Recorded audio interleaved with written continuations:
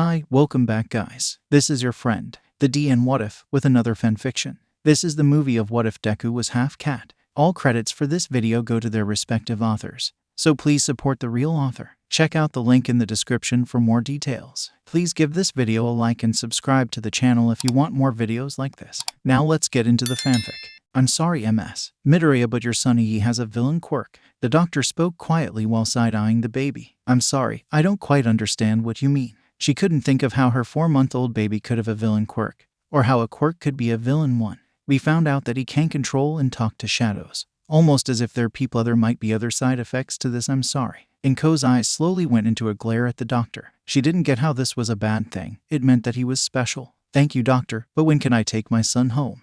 Izuku was now 4 years old. From what Inko could tell, his body was slowly changing. She had seen him many times talking to shadows or nothing at all. She didn't mind it since it never seemed to harm him, but now she was starting to notice things about him, like the small tail and ears. Izuku, honey, can you come here please? She asked from the kitchen. What she didn't expect was for Izuku to suddenly jump out of a shadow with his tail bushier and ears twitching. Mommy, look, my ears are so pretty. They even have a green shine to them. He yelled excitedly as he jumped around the room, showing the beautiful colors that seemed to dance around them. Oh honey, that's so beautiful. She praised, picking up her son and throwing him into the air. She set him down before turning a little more serious. That's great, sweetie, but you're not telling me something and you're hiding it. I know I don't need to hear anything you don't want me to. Buter, you being bullied? She asked, looking sadly at her son. The boy's smile slowly went into a frown as he looked at the ground. Chu didn't think it was a big deal. The teacher said that it was my fault for being distracting, so I thought I just needed to blend in, so I stopped talking to the shadows at school. And I stopped showing my ears. Shadows helped me, mama. They're really nice. He sounded happy when talking about the shadows. Oh honey, the way they treat you isn't good. I think maybe we should have you switch schools, maybe even a move. It can be an adventure, she said, trying to make it sound exciting for him. He smiled widely and began talking about possible heroes he would meet while they moved. The move was pretty smooth actually. They had found a house that was decently sized and in a good neighborhood with a few schools nearby. But Izuku was observant and he saw how much it stressed his mother out to move everything to a different house. So he decided that if something happened that he wouldn't say anything. He was supposed to be starting school again soon too. He was around 6 now since the move had taken longer than they expected. And as he grew older, more things began to appear due to his quirk. His hands up to his elbows slowly began to turn black, almost like they were dipped into ink and allowed to drip down. Then it would slowly turn into white flowers with swirling black clouds. It was only to his biceps now, but it always seemed to be moving and growing. And the fluffy tail that now went with his ears and small fangs. He was going to a public school close enough that he would be able to walk by himself since his mom had a few long shifts during the week. He was nervous that he would be bullied again at school, especially since he got bullied worse for the markings appearing on his skin. Okay honey, I hope you have a good day, okay? And make sure to tell a teacher if someone makes fun of you, and if they don't do anything, tell me, got it? Izuku nodded his head and hugged his mom before walking nervously into the room. Most of the kids were all playing together or sitting at their desks talking, so Izuku went to the teacher. He was coming a little late in the quarter anyway. Ma'am. The woman looked down a little shocked but smiled. Well, hello there. You must be Midoriya Izuku. He nodded his head. Well, my name is Mizukio. We need to introduce you to the class. Would you like to do it or have me do it? She asked, crouching down. Could you do it please? He asked nervously. His other teachers wouldn't have done this for him. Of course, sweetie. Is there anything you want the class to know about you? Izuku thought about it for a second before shaking his head no. Okay, let's go ahead and get their attention then. Everyone, settle down please. Everyone in the class took their spots and waited for her to continue. Thank you. Today we have a new student. This is Midoriya Izuku. He stepped forward a little and waved shyly. Please be nice to him. She turned to Izuku. Now how about you sit in between Todoroki and Takami? The two students raised their hands. One was blonde with bright red wings while the other had white hair and turquoise eyes that looked piercing. Izuku put his stuff down and set up all of his supplies ready for the teacher to start talking. When it was lunchtime, Izuku put most of his stuff away before pulling out the lunch his mom had made him. Hi. He looked up a little surprised to see Takami standing in front of him. Hi. He answered, a little confused as to why the other was so excited. I told you, Birdie, you're gonna scare him. He looked over to see Todoroki leaning back in his chair with his feet on the desk. What? No, I won't. See, he hasn't run away yet. Takami yelled, waving his hand at Izuku. doesn't mean you didn't scare him. Look at his ears, they're flat against his head. Izuku hadn't noticed till now, but his ears were back. He put his hands over his ears with a blush. Look what you did too. The other boy looked over, seeing small tears in Izuku's eyes. Wait, that's not what I meant, it's just your ears go back like a cat. I wasn't making fun of you, promise. Todoroki said, leaning back up and trying to find a way to calm down the other. Geez too, so nice, Takami said, rolling his eyes. Izuku calmed down a little and moved his hands from his head, letting his ears come back up to their normal position. Wait, can I pet you? Your hair and ears look really soft. Izuku squeaked, a little surprised at the question. Sure, Izuku said, still a little confused. Takami reached out and started petting Izuku's head. A noise erupted from his throat, making Izuku cover his mouth and blush. Did you just purr? Todoroki asked, making Izuku blush more and duck his head. Wait, no, Midoriya, it was cute, Takami said, still petting the other's hair. A little after lunch was over, the teacher let them go outside to play. Izuku sat under a tree talking quietly to one of the shadows that sat under the tree. It seemed nice and told him about the other students that passed it, telling him who and who not to avoid, at least until Takami and Todoroki walked over and sat next to him. Hi, Midoriya, Takami greeted as he sat down next to Izuku. He watched as the shadow moved a little and settled closer to Izuku. Hi, he answered. He didn't get why these two wanted to hang out with him so bad. At his other school they only bullied him. Why do you always answer with a question? Todoroki asked out of the blue, looking up at the leaves of the tree. Well, at my old school people weren't really nice to me, so Mom and I had to move here. I'm not used to people being nice to me. He looked down at the shadow and idly played with, hoping they wouldn't notice. Wait, you were bullied? Izuku nodded his head, making his ears go back since he didn't like the thought of being bullied again for being weak. How? You're so adorable, Takami yelled, throwing his hands up into the air. Izuku lifted his head, a little shock. He had a few tears streaming down his face. What Birdie means is that you seem too nice and cute to be bullied, Todoroki explained, hitting the other in the arm. Yeah, they both looked to Izuku, who was crying more. Wait, why are you crying? Was it something we said? Takami asked, getting close to the boy but not touching him. No, it's just no one's ever been so nice to me before, he explained, smiling at them while wiping his tears. Both of the other boys paused and only looked at him before both of them squashed him into a hug. We're keeping him, Takami said, with Todoroki nodding, making Izuku laugh. You can't keep me. I need to go back to my mom, he said playfully while pushing out of the hug. I don't know, Midoriya, I've always wanted a cat, Todoroki teased back, pulling the other boy closer. Yeah, my mom talks about getting one all the time. Izuku started giggling, making the others join in before dissolving into a pile of laughter. Hey, Midoriya. Izuku looked over to face Todoroki. Can we call you by your first name? You'd call us by our first name too. Izuku thought about it for a second. As sure, Taoya. Both of the other boys brightened up at that before they went back to looking at the front. It was the end of the day and all of the kids were waiting for their parents in the playground.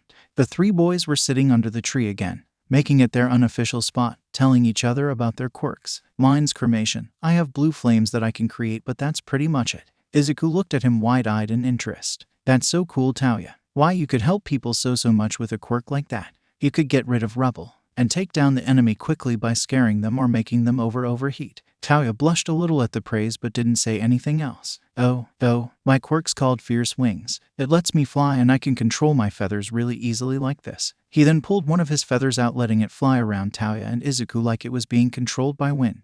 That's awesome, Keigo. It's so useful. When they get bigger you could use them like as swords and other weapons, he said, grabbing onto the feather and inspecting it while he talked. Thanks, Izuku. But what's your quirk? Keigo asked, just watching the other look at the feather. My quirk lets me travel through shadows and talk to them. That's all I know right now, and it gave me ears, fangs, a tail, and these weird things on my arms. He looked down again, waiting for them to call him a villain or something worse. Can we see? He looked up a little confused at them. The fangs, tail, and markings. You don't have to if you don't want to, Taoya assured him, so he didn't pressure the other. Sure. He opened his mouth a little, letting them see the fangs. Then he let his tail out of his shirt where he hid it. Then he rolled up his sleeves so they weren't covering his hands and arms. His mom let him get longer sleeved stuff even though she didn't see the issue. Wow, Izuku, these are so pretty, Keigo said, running his hand over the markings, seeing them move a little. Yeah, Izuku, Taoya agreed, both being mesmerized by the flowers and clouds. Thanks, Kaiken and Tuchin. Both stopped and looked at him as he blushed a little. What did you call us? Taoya asked.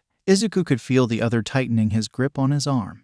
Sorry. It's just that your names are kinda hard to say, and since we're kinda friends and Taoya and Keigo cut him off with another hug, making him panic for a second until he heard them both laugh a little. Sorry, it's just most people don't like us either, Taoya said, finally letting the other boy go. But you're both so nice and you both treat me like a human and After that he started trailing off into other things.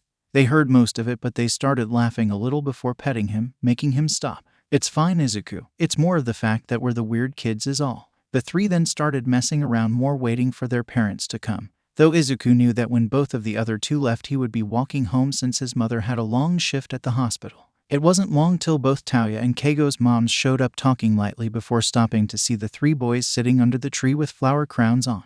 Tauya, Keigo, who's this? A woman with white hair asked, crouching down in front of them. Mom, this is Izuku. He's new here and he's our best friend now, Keigo said, talking to the other woman. Hi, he said with a smile hiding behind both of the other boys. Well, hello Izuku. I'm Sakura, I'm Keigo's mom. I'm Rei Todoroki. Tauya is one of my kids. He waved to both of the women still hiding behind them. It's okay to be a little nervous, Izuku. How about we meet your mom, so you three can hang out outside of school, Rei suggested. Oh, won't be getting back till later. She has a long shift tonight. Mom says her boss is a meanie since he won't let her stay home as often, he said with a small pout. Both of the other mothers looked at each other. How about this? You give your mom these papers and we can talk to her, okay? Rei said, handing him 2 papers with names and numbers. Okay, thank you, Miss Rei. It's no problem, Izuku. Now who's picking you up? Mommy says that since it's a nicer neighborhood than our last one, that I can walk home by myself. It's not far though, he assured with a still big smile. How about we walk with you so that you three can talk more? The three nodded excitedly with the 2 women smiling. Once they made it to the Midoriya household, they said their goodbyes to each other. Bye Kaiken, bye Tuchin, he yelled before walking into his house and getting ready to do his homework. They were told to write about their day and any interests they had. He sat in the living room on the floor with a black blanket under him and a portable desk with most of the lights off. He found that he liked the dark more than it being super bright. He didn't know why, but he had to guess that it was because the shadows were stronger. Maybe since he finished his homework early he could mess around with his quirk a little. He looked to the darkest corner and crawled over, looking into it. Hi there, who are you? He asked, placing his hand into the shadow. He watched as it slowly climbed up his arm before settling onto his biggest flower that was placed on his bicep. Good evening, my name is Kuro. Who are you? Hi Kuro. You're new. I thought I had talked to all of the shadows in my house, but my name is Izuku. Why are you here? I heard that there was a kind boy. It appears to be you. Your shadow is light. I offer my company if you'll allow me. Izuku felt excited. Of course, Kuro. I like having friends. Is there anything I need to do? He felt a small rumble before he felt and saw the shadow climb up his arm and settle on the back of his shoulder. He turned his head a little, seeing the silhouette of a cat standing proudly. No, if you allow me to stay, I stay. If not, I simply leave. Izuku nodded his head before grabbing his notebook and writing everything down. What do you do, Kuro? Izuku asked, watching as the cat walked down to his arm. You can summon me when needed. I will appear as a large cat made of shadows. I will assist and I take no damage. But if you are unconscious, then I will go back to you to save possible energy that may be lost. Izuku's eyes lit up as he listened. So you're like a knight in shining armor. The cat nodded its head. That's so cool, Kuro. Can I give you a nickname? Since we're friends now. The cat looked to him before seeming to jump off of his skin and appear in front of him. I will allow it. You can name me as you please. The cat bowed its head. The cat was obviously female since her voice sounded almost like his mother's with the pitch. He thought for a moment before smiling and hugging the tiger around its neck. I'll call you Mayumi. The tiger hugged back with one of its paws before licking him on the top of his head, messing up his bangs a little. Thank you, Izuku. I will protect you when you need me. He smiled and watched as the tiger went into him again before resting over his heart. He didn't get to see when his mother got home as he fell asleep, but he made sure to put the name and numbers in a place that his mom would see. He hoped that he and his new friends would be able to play soon outside of school. Izuku was walking to the school with his mom, who seemed better than before and more well slept. And then me, Kaiken, and Tuchin made flower crowns. I showed them how and made them both ones that matched them. Then they made me one. It was really pretty and I want to save it somehow. Can we? Sure, honey. I'll show you how tonight, okay? I have the day off, so why don't we play with your friends too? He cheered as they finally made it to the school. Izuku. The boy looked over to see both of his new friends running over to him and tackling him into a hug, making all three fall. Kaiken, Tuchin, I missed you. He hugged them back just as happily. Yeah, we missed our cat, Keigo said, petting Izuku again, making the other boy purr quietly. The three kept messing with each other while the 2 other mothers walked over to Inko. Inko, I didn't know Izuku was your son, Rei yelled, pulling the girl into a hug. I see you know each other, Sakura teased. Rei, it's been so long. How is Inji? She asked with a smile. I'd rather not talk about it. Both the other adults noticed the small flinch at the name and change of mood. Nice to meet you, Inko. I'm Keigo's mother, Sakura. Nice to meet you too, Sakura. I'm glad Izuku's making friends so easily, she commented, making the other 2 smile. We're glad that Keigo and Taoya have someone to balance them both out more. They'll be friends for a while, I can tell," Sakura said, smiling as the three chased each other around. "I agree," Inko said. "Would you both like to hang out after school gets out? I have a large backyard where we can sit on the deck too." Both mothers nodded since they had a free schedule. "Wait, so shadows can actually be alive like that then?" Taoya asked, a little shocked, looking at the tiger sitting on Izuku's shoulder licking itself. "Yeah, Mayumi is really nice too," Izuku said, getting a nod from the animal. "Can she talk to us too?" Keigo asked excitedly, watching the cat. "Maybe." He looked to the tiger, who nodded her head. "Hello, other children Izuku likes." Mayumi spoke, looking bored almost. "That's so cool." They talked to Mayumi for a minute until they heard someone laughing. "So you losers added the new kid to your little duo." The three looked over, seeing a couple other students standing there smirking at them. "Back up, Kusumi," Taoya said, like a warning, with a blue light dancing around his hand. "Oh, shut it, Todoroki. You and I both know what happened last time you did something dumb like that." Taoya stood down a little, but Keigo stood up. "And what are you gonna do, bird brain? Flap some wind at me?" The two looked angry but couldn't do anything. Izuku looked between them before standing up and standing in front of them. "Why are you being so mean? What did they ever do to you?" he asked, getting defensive of his friends. "Oh, and the villain finally comes out to play, huh? I know you. One of my friends went to your old school. You're a villain with that quirk. So why don't you let us heroes stop you?" With that, the other kids began running at them with their quirks activated and went straight for Izuku. "Izuku!" Both of the other boys yelled, but there wasn't a need as shadows grabbed onto the attackers' legs, making them fall to the ground, at which the teacher ran out looking lost. "What happened here?" she asked, running over to make sure that everyone was okay. "That villain attacked us when we were playing," the leader yelled, full of rage. "No, he didn't. You were trying to attack us," Taoya yelled, being held back by Keigo, who was trying to calm him down. "Midoriya, what happened?" she asked, looking to the boy who was crying, now sitting on the ground. They said mean things to Kaiken and Tuchin, and then they ran at me and I got scared."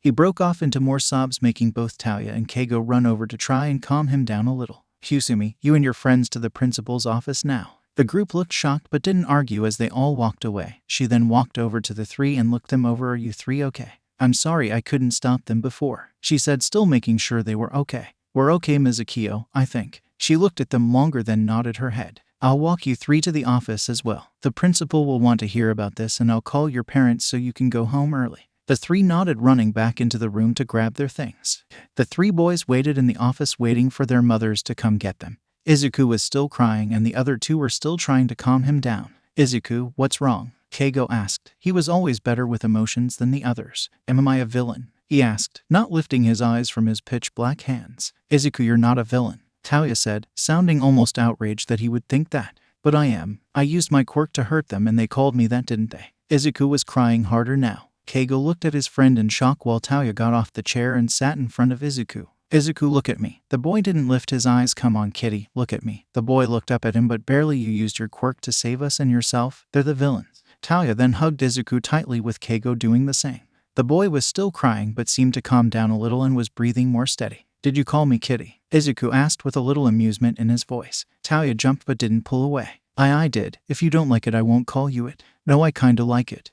The mothers got there shortly after and looked to see their kids asleep in the chairs. They smiled at them before going into the principal's office to have a yelling match. When Izuku woke up, he found himself lying on the couch with two other bodies hugging him tightly. He sat up a little, seeing both Keigo and Taoya holding onto him in their sleep. He was a little confused, since the last thing he remembered was him crying while Keigo and Taoya hugged him. He looked around and saw their moms sitting in the kitchen drinking tea while talking quietly. He looked down at the two again before shaking them both awake. Go back to sleep, kitty," Taoya said, dragging Izuku back down to the couch, making him giggle. "Tuchin, Kaiken, get up." Taoya groaned before rolling off of the couch, making Keigo wake up with a squawk and Izuku laughing. "Zu, why'd you have to do that?" Keigo said, leaning onto the other's back, still a little tired. "Get up, we can play now." Both seemed awake then and ran to where they saw their parents and asked them if they could go outside. The mothers smiled and let them play outside while they sat on the porch. "Maybe I could drag Fayumi and Natsuo to come over sometime. It would be fun," Ray said, watching as Taoya got tackled by the other boys. "That would be fun. Maybe I can convince AI to come too, make it a bonding thing." The three started planning on when the group could all meet up and talk to each other and have all the kids meet each other. There was a knock at the door, making the boys and moms look up before the boys followed Inko to the door. "Hi, my name is Mitsu Inko." The woman at the door looked shocked beyond belief to see Inko there, and she looked just as surprised but hugged the woman. "Mitsuki, it's been so long." The woman hugged her back and started laughing. It really has. Man, I missed you, Inko. Me and Masaru just moved in next door. Inko then pulled the woman in, making her see the 2 other women and the 3 kids. And who are they? She asked with a smile, already walking over. Oh, you remember Rei, right? Mitsuki nodded her head before running over and hugging the other woman. It's good to see y'all, Rei. Mitsuki let her go and turned to the other woman. Hi, my name is Mitsuki. I've known these 2 for a while now. Mama, me, Kaiken, and Touchin are going to the park. He yelled, waiting for his mom to reply. Okay, honey. Be careful and don't get hurt. And remember, you have to watch Katsuki when you get back. He ran out the door with the 2 other boys close behind. They were all 10 now. The 3 had been stuck together for a while now and didn't seem like they wanted to separate anytime soon. They had all been to each other's houses by now and met each other's families, but it was hard to, especially since how Endeavor was and how many siblings Taoya had. And they now had a little brother to take care of on top of it all, while Izuku had Katsuki. Izuku now had the markings all over his arms. They seemed to grow with him, and he now had 3 companions. He had Kuro, his original cat, Takage, the giant dragon, and Okami the wolf. Kuro was still the only girl he had, but he wouldn't trade them for the world. They were all sitting on the swings, not moving much but enjoying each other's presence. I think I need to get Shadow out of the house, Taoya said out of nowhere. What? Where would you go? Keigo asked with Izuku nodding along. I don't know. I just don't want him growing up there. Endeavor ignores Natsuo and Fayumi trains me to the bone. What happens when Shadow gets his quirk? The 2 looked at each other before answering. Touchin, stay with me, Izuku said with a determined look. What? Come on, Taoya. It's a good idea. Mama Mito is super scary and her friend's a lawyer. Keigo answered, calming down a little. But if he comes for us, you're both in trouble. That made the 2 look at each other again. He could hurt you guys and I can't have that. Taoya, I'm willing to do anything for you and your family. They're like my family too, and if Endeavor is the bad guy, we gotta help. Izuku explained. I can't live with that. Taoya yelled, standing up. The 2 followed and pulled him into a hug. We can, please, just trust us, okay? Keigo assured as he hugged the other. Do you guys want to stay the night at my house this weekend? Izuku asked as he laid on Taoya's stomach with Keigo doing the same. Yeah, Keigo yelled, shooting up into an upright position. I don't know, guys. What if he does something while I'm gone? Taoya asked. Bring them with. Endeavor has a mission that'll take them a week. Come on, we can launch the plan. Taoya pulled out his phone, texting his mom about the plan finally going into action. Once school was over, the 3 walked to the house and opened the door, walking in casually. Mom, we're home, Taoya yelled, not bothering to take off his shoes before coming in the rest of the way. Izuku, the boy in question, looked up to see Fayumi and Shadow running at him before tackling into a hug. Hi, how are you 2? He asked, standing up a little. We're good, Taoya, and Mom have been helping me after training, Shadow said, sounding excited, with Fayumi nodding with a sad smile. Yeah, and my teacher said that I might be a good teacher. Izuku smiled. That's amazing, you 2. Hey off, brats, he's my friend, Taoya yelled before pulling Keigo and Izuku to him. Hey, he's our friend too, Fayumi shouted with a smirk. Nope, mine. We're going to his house, so pack anything you want, okay? He yelled, dragging the siblings up to their rooms. Good evening, Miss Rei. My name is Detective Tsukachi. I was called here to talk about your husband. The detective greeted before the group even entered the house. And I would love to talk to you, but first I want to make sure my children will be safe. Izuku pulled out his key and unlocked the door, letting the others in. Of course, ma'am. I would also like you to meet Eraserhead. He's an underground hero. A man wearing all black with a slouch bowed to them. Right, my mom isn't here right now cause she has work. Izuku stepped in, letting everyone in. Let's go to the living room then, Izuku. Can you take the others to your room? Rei asked, setting Shadow down. Of course, I'll be back down in a minute. Izuku led the others upstairs with Keigo, making sure the wing teen was all set before going back downstairs with Taoya. Can I get you anything? He asked as we went to the kitchen with Taoya sitting down next to his mom. Tea for me, honey. I'll have a coffee, please. Izuku turned to look to the underground hero who hadn't said anything. Coffee. Izuku smiled and went to the kitchen, preparing the drinks. Right, let's get to this. This isn't going to be easy, but can you tell me about what goes on at home? The detective asked, pulling out a notebook. Well, if he isn't home, then everything seems peaceful. My kids will play together. Izuku and Keigo will come around and keep them company. They all play together. Rei had a soft smile on her face before it was whipped away, but when he is there, kids are scared. Natsuo and Fayumi are made to leave and be by themselves. Taoya is forced to train constantly, even if he begins to burn himself, and Shadow. He's close to possibly getting a quirk. And if it's just as powerful or even more, I don't want them in that house. I don't want them to be like that. Rei had a determined look in her eyes as she spoke. Of course, we understand that. Now, Taoya, can you tell us what training is like? Taoya looked at the detective before looking at Izuku. Izuku, can you go for a minute? Izuku looked at the other and smiled. Sure thing, gotta make sure they haven't started a riot yet. He stood up and patted Taoya on the head before leaving. It isn't training. Talia pulled his jacket off, showing burns and red skin over his arms and shoulders. It's him beating the shit out of me until I use my quirk so much it leaves red marks. Do you know why he does that? Talia scoffed and rolled his eyes. He wants me to beat All Might. That's all he cares about, beating All Might. He wants to beat him so much. Talia could feel tears in his eyes but just glared. Talia, honey, go check on the others, okay? He looked up and nodded his head before leaving. Do either of you know what quirk marriage is? What are you losers doing? Talia asked as he looked at the group. Keigo was in the air with Natsuo holding onto one of his arms. Fayumi was looking over some of Izuku's analysis, and Shadow was playing with one of Izuku's shadows as the other watched. Talia, you have to look at this. Izuku's analysis is amazing. He figured out a way to even take down All Might with one move. Fayumi cheered as she showed him the pages. I know, I've seen his notebooks. They're all pretty impressive. Izuku blushed and pushed Talia. Whatever. But when I came up here I did some research on the detective and underground hero. Both pretty new to the jobs but successful in all their cases. The underground hero was hard to find though, but I think I figured out both their quirks even though it's not actually on record. Izuku kept rambling as he grabbed a notebook and began writing it down while mumbling. Okay then, well, what are you two doing? He asked, pointing to Natsuo and Keigo. He wanted to fly, so I am flying for him. Keigo answered before dropping Natsuo onto the bed, making Fayumi jump slightly. Okay then. Well, they're talking to Mom right now, so we got a minute. Rei, I am so sorry that all of this has happened to you, but I'm glad we'll be able to help. If you want, you can call down the others now. I'm sure they have questions. Rei smiled with her eyes drifting to a corner before Izuku jumped out with a smile. I have many questions. Both of them jumped while Rei chuckled. First, detective, how does your quirk work exactly? Does it give a different color if the person is lying or telling the truth? Do you see a word? Do you hear a word? Or is it just kinda like an intuition thing? Can someone actually lie to you and your quirk doesn't catch it? Can I see if I can beat it? Or Izuku kept asking questions while the two just looked at him. Does he do this a lot? Eraserhead asked, looking a little shocked. Eraser jumped when Izuku pointed at him. Your quirk doesn't work on mutant types, right?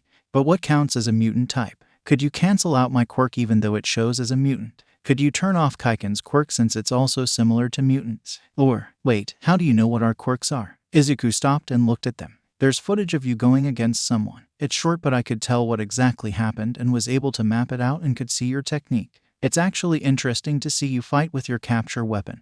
Most would think it's a secondary quirk, but you can see the small movements in your hands to see it move. Eraserhead sighed as he listened to the kid. Okay, first off, where did you see the video? Oh, it's a website for specifically underground heroes. Only about 10 people have seen it. Well, that's nice. But me and Eraserhead need to leave. We'll get back to you soon.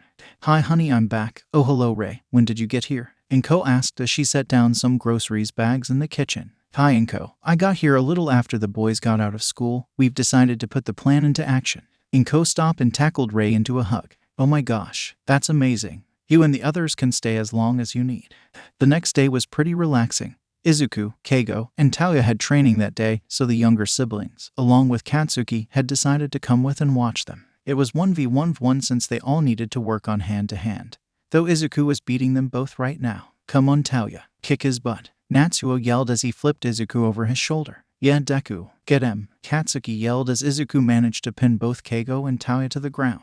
Izuku wins again. Fayumi called as she added another tally to Izuku's name. Come on kitty, why can't we beat you? Talia groaned as he stood up with the help of Izuku. Well touchin', maybe if you and Kaiken stopped going after each other first it might help. Izuku teased as he helped Keigo up. Not my fault, Birdie can't hold against me for shit. Talia covered his mouth as soon as he said it. Fayumi, Talia said a bad word. Shadow shouted with Natsuo backing him up while Katsuki laughed. Talia, time to run. The group watched as Fayumi chased her brother before tackling him. Guys help me, Talia shouted as his sister pinned him. Nope, not messing with that. They both called, making the other teen sigh in frustration. Once the three decided to take a break, they all had lunch. Man Izuku, you're a good cook, Natsuo complimented. Thanks, but Katsuki helped me a lot. He really enjoyed it. Katsuki glared and tackled the teen while letting off small explosions. You weren't supposed to tell them, Deku, Katsuki shouted, making the others laugh. Oh, come on, you know you wanted them to know. He teased, picking up the other boy easily. It calmed down after a moment and they all went back to eating with a few jokes thrown around. The group walked back to the house and dropped off the kids before Izuku, Keigo, and Talia decided to go out. We'll be back later, Izuku called as they walked out the door. Where should we go? Talia asked as they walked down the street. Let's go somewhere downtown. I want to get more food, Keigo begged, draping himself onto Izuku like he was crying.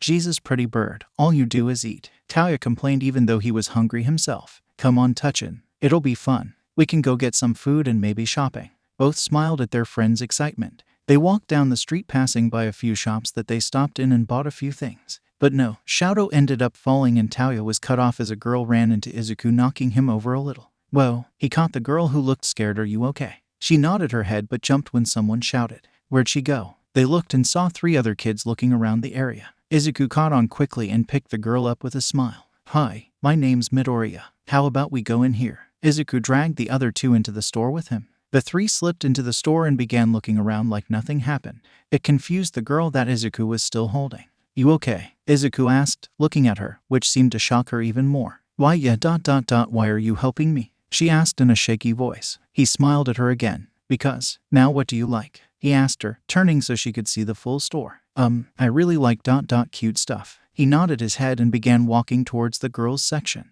Izuku, did they leave? The appearance of the other teens made her jump a little, but Izuku ruffled her hair. No, not yet. Wanna help me find her something though? Both looked from the girl to him and nodded. You like girly stuff, right? Taoya asked, sounding out of his element. Yeah, I really like red and pink. Keigo seemed to glow at that. Does that mean you like my wings? He asked, ruffling his wings a little. They're really pretty. Taoya seemed to soften while Keigo looked like he just saw a kitten. Awa, can we keep her? She's so cute. Izuku was about to speak up when she tugged on his shirt a little. Can you? Mama and Dad aren't around anymore. All 3 froze at that. Of course. Now let's look around. He turned to Taoya. Can you call Mom? She'll want to know. Taoya nodded his head while Keigo distracted the girl with a hoodie they found. What's your name, kitten? Izuku asked. He had a habit of calling kids younger than him kitten. UMIT's Toga Himiko, but Himiko's cuter. She sent a blinding smile but soon covered it with her hands. It's okay, Himiko. See, Izuku showed her his own fangs that he had. Besides, yours are cute. He ruffled her hair again, making her giggle. They looked around the store with Taoya joining them and pointing out things. What about this? Taoya asked, pointing to a baby blue sweatshirt with the words My Little Hero on it. How are you so bad at this? You have a sister. Keigo yelled, looking at Taoya confused. So, she wasn't into this stuff. The 2 kept messing around and didn't notice as Himiko picked up a pair of crystal cat ears on a headband. Can I get this? She asked Izuku. He smiled and crouched down. How about these ones? He asked, grabbing a pair of pink ones that were higher up. Yes. She put them on and smiled and pointed to his ears. Now we match. He nearly died then and there. We do. He picked her up again and chuckled at the 2. Okay, come on, we gotta head home. The 2 stopped yelling and settled on pushing each other every now and again. Once they paid for the headband and a few hair ties, they walked out of the store a little shocked to see the kids from before. Hey you. They stopped in front of Izuku, as Himiko cowered into his shoulder. The 2 behind him glared at the kids. They seemed a little scared but didn't stop. Why are you with that Vil? Izuku glared and showed his fangs as a dark aura surrounded him. You want to finish that sentence? He had venom almost dripping from his mouth at this point as he spoke. The 3 looked scared then ran, leaving them alone. You okay, kitten? Izuku asked, getting her attention. Are they gone? This time Taoya spoke up. Yep, we scared him away. If they ever bother you again, tell us. Himiko smiled and hugged Taoya, shocking him a little. Thank you. Well, hello there. You must be Himiko, right? Inko asked, as the 3 boys entered the house. Oh, aren't you just the cutest? Rei said as she got closer to the girl, who looked at her with wide eyes. Wow, you're both really pretty. Both the women smiled as Izuku handed her to Rei. Well, thank you, honey. Now why don't we all? Izuku tuned them out as he turned to the other 2 with a smile. Why don't we have the others meet Himiko? After that, it all went into chaos. Fayumi was glad to have another girl around. Natsuo immediately made friends with her to cause chaos, while Shadow seemed a little more nervous about the girl. They all still seemed to play though. It distracted them enough that Inko was able to call the detective and report Himiko so they could adopt her. Everything had been going smoothly for the families. The charges against Endeavor were dropped on the account that Rei would have full custody and that he would receive a mark on his license. It was less of a charge than the family wanted, but it meant they were away from him and now with the Midoriyas. The adoption process with Himiko had been a little difficult, but she was now officially in Midoriya. So what high school should we go to? Keigo asked as he laid on his stomach. Well, we all want to be heroes, right? Taoya asked from next to Keigo on the ground. Yep, Izuku called from his position on the tree branch. Both looked at him a little confused. Why are you laying in the tree like that? Taoya asked. It's comfortable. Leave me alone. He grunted, throwing twigs at them. What did I do? Keigo yelled since he was mostly hit with the twigs. You didn't help me. Izuku defended as Keigo flew up to him before he was pushed out of the tree. He smirked before falling into a shadow and appearing back in the tree. Nice try, Kaiken. Izuku chuckled as Keigo glared at him. You kinda remind me of the Cheshire Cat, Kitty, Talia pointed out as the two messed around. You remind me of the caterpillar then. Izuku teased, now hanging upside down from the branch. No, Kitty, I meant it in a good way. It could be like your hero name. Talia explained while rolling his eyes. Really? Cheshire Cat? Keigo asked as he landed. No, just Cheshire. Sounds cool, right? Talia asked. Yeah, it kinda does. I'll use it. You three want to go to UA? Rei asked as she did Himiko's hair. Yep, some of the best heroes are from there. Izuku explained. I think it's a good idea, but it's going to be hard. And Ko warned, though the three seemed even more excited. We know, but we want to be the best, right? Talia defended. Okay, as long as you're all going to work hard and stay safe. That's how the three found themselves here, sitting in the auditorium getting ready to take the written exam and the practical exam. They were all sitting next to each other but were going to be placed in different rooms. Good luck, Kitty. Kick some ass, Zuku. The two called as they left the others so they could begin. Good luck, Kaiken. Touchin. He waved before entering his own room. He sat down at his designated spot and waited for the call to tell them to open the booklet. Once time began, he looked over all the questions and was getting close to finishing when he noticed an extra part to the test titled Analyzing Situations and Heroes. He would be lying if he said he wasn't a little bit excited about that. He opened the extra part and began writing right away. Once the written part was over, the three were able to meet back up and sit next to each other as a pro appeared and began explaining the next part of the exam. Holy crap, that's Snipe. He's an up-and-coming hero. Keigo and Talia smiled as they heard Izuku begin to nerd out quietly. Everyone listened though as Snipe explained the point system. Now, everyone change into your other pair of clothes and head to your cities. The three had been separated, but they didn't mind since they all knew they had this in the bag. They all stood at the gates in their separate areas ready to go. Go. Izuku took off past everyone, not waiting for anyone else to go. When he entered the area, a few robots locked onto him quickly. He smirked as he pulled shadows and had them turn into claws on his hands. He jumped over the robot before slicing into the backs of them and making them fall apart. He continued on, but got held up every now and again by saving some of the other participants from falling Ruble or other robots. 5 minutes left, he said out loud to himself as he dodged another hit from a robot before slicing it. He panted, catching his breath, hearing his three companions silently talking to him. Izuku, there seems to be something approaching quickly. Mayumi warned before Izuku even saw it. There was another loud rumble before a giant shadow appeared covering everyone from the sun. Mayumi, Okami, make sure everyone is away from the robot and near the entrance. The tiger and wolf jumped off of Izuku's skin and began running towards the other students, making sure they were far away. Takit, survey the area and make sure that no one is trapped somewhere. Hiro, follow and help. The dragon and bear left, leaving Izuku to face the giant robot. He felt himself let go and fall into the shadow before appearing above the robot and landing on its head. Using another shadow, he made a long staff and used it to pry open the hatch before jumping into the robot. Everyone is safe and away, Izuku. We await your command. He smirked. Come back to me. The four shadows appeared on his skin again. He looked around the robot before spotting a collection of wires timed to cause chaos. He destroyed the wires before falling into another shadow and appearing near another examine as the robot fell. Where did those animals come from? One of the teachers shouted as the black animals began running around, moving students out of the way. From him, someone pointed to the kid still facing the robot before he seemed to disappear. Who is that? Nedzu smiled as he pulled out a document. Midoriya Izuku. Shadow manipulation, it seems. There was another crash as another robot came crashing down with a student flying away from it with a huge smile. Takami Keigo. Fierce wings. Another crash with blue flames surrounding the robot. Todoroki Talia. Those three are going to be fun. The three walked home with varying moods. Keigo was jumping around excitedly, telling the others about what happened in his area. Talia was just smiling and nodding, and Izuku looked like he was about to pass out. And then I flew up and Zuku, you okay? Keigo asked, noticing his friend's ears were back laying against his head. Yeah, sorry, just really tired. To many people, overuse of my quirk, then recovery girl had to heal a few cuts I ended up getting. He explained, though it was a little slurred. The two looked to each other before Talia picked him up and carried him on his back. Here, I'll carry you then. After all, Pretty Bird got to carry you last time. Talia threw a playful glare at the other while Keigo had a cocky smirk. Izuku wasn't awake enough to answer as he felt even more tired with the warm feeling coming from Talia.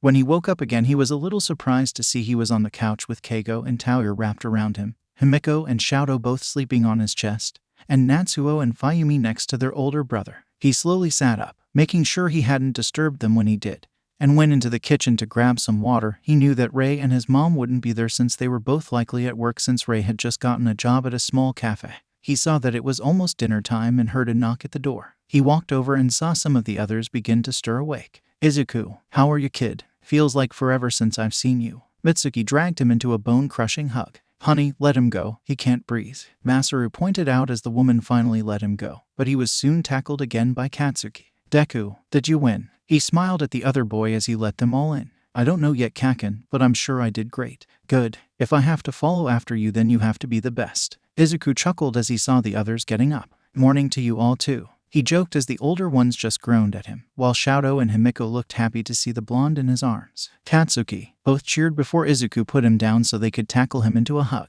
Get off me, Isahad, you two vampy. He yelled at them but hugged them both back either way. Anyway, why are you three here? Izuku asked, going into the kitchen. Well, Inko and Rei won't be back for a while, so they wanted us to make sure you all were okay. Masaru explained. Okay. Well, I was gonna get started on dinner. I think we might just order takeout or something. Izuku thought, looking at the group, all still sluggish or messing around. Sounds like a good idea. How about pizza? Mitsuki offered, pulling out her phone. Yes, most of the group called back, sounding excited about the food. Hey Fayumi, Izuku called, seeing the girl leave her school. She waved back and ran up to him. Hey Izuku, how's it going? Fayumi asked. Terrible. Your brother is insufferable and Kaiken isn't any better. She nodded in understanding. They keep checking the box and talking about what we're gonna do when we get in, but Fayumi recognized that face. You don't think you're gonna get in? Izuku nodded his head. And they both keep talking about how I'm amazing. And it's really nice to hear that, from them especially. They're both so amazing and powerful ... and I'm just... You're Midoriya, Izuku. Fayumi grabbed onto his shoulder and turned him. You're the person that's helped my family, that saved a random little girl because she was scared. You're Midoriya, Izuku. You're amazing and just as powerful as them. She hugged him and he happily accepted it. Thanks, Fayumi. They let go and began to laugh for no reason. It was really refreshing for him. Now what about your boy or girl troubles? That immediately made her blush, making him laugh. The three were still waiting for their letters from UA to come and the anxiety was killing them. What if we didn't get in? What if they're trying to think of telling us a nice way? What Talia and Izuku watched as Keigo paced around the room trying to think of what might have happened.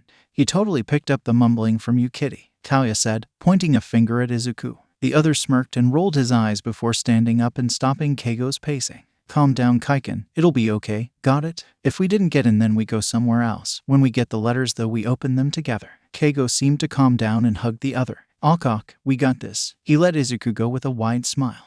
They're here, Talia shouted, dashing back into the house. What? Let me see. Keigo literally flew out of his sitting position and grabbed his letter from Talia. Izuku was a little more calm as he stood up and was handed his. Should we open them now? Keigo asked. He was excited, but he was also not at his own house still. You should probably open it with your parents. They'll want to know first, Izuku said, nudging Keigo. You're right. I'll be back later. Bye, guys. He zipped out of the house and went to his own. Talia and Izuku stood there for a minute before Talia draped his arm over Izuku. You come here often? Izuku began laughing as Talia soon joined. Why do you always do that? Izuku asked, through laughs. I don't know. It usually makes situations less awkward. Talia tried to explain as he laughed. Okay. We should probably get the others. Talia nodded. Izuku went to get their moms and Himiko while Talia went to get his siblings.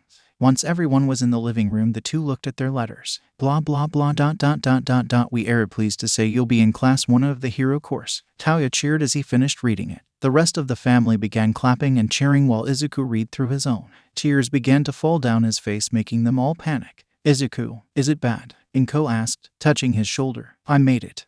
Are you almost ready? Inko asked as the two boys got dressed for their first day. Yep. Izuku walked into the living room with his uniform on, though they could tell that he was hiding his tail in his uniform. Talia walked out looking similar, though he didn't have a tie and his top buttons weren't done.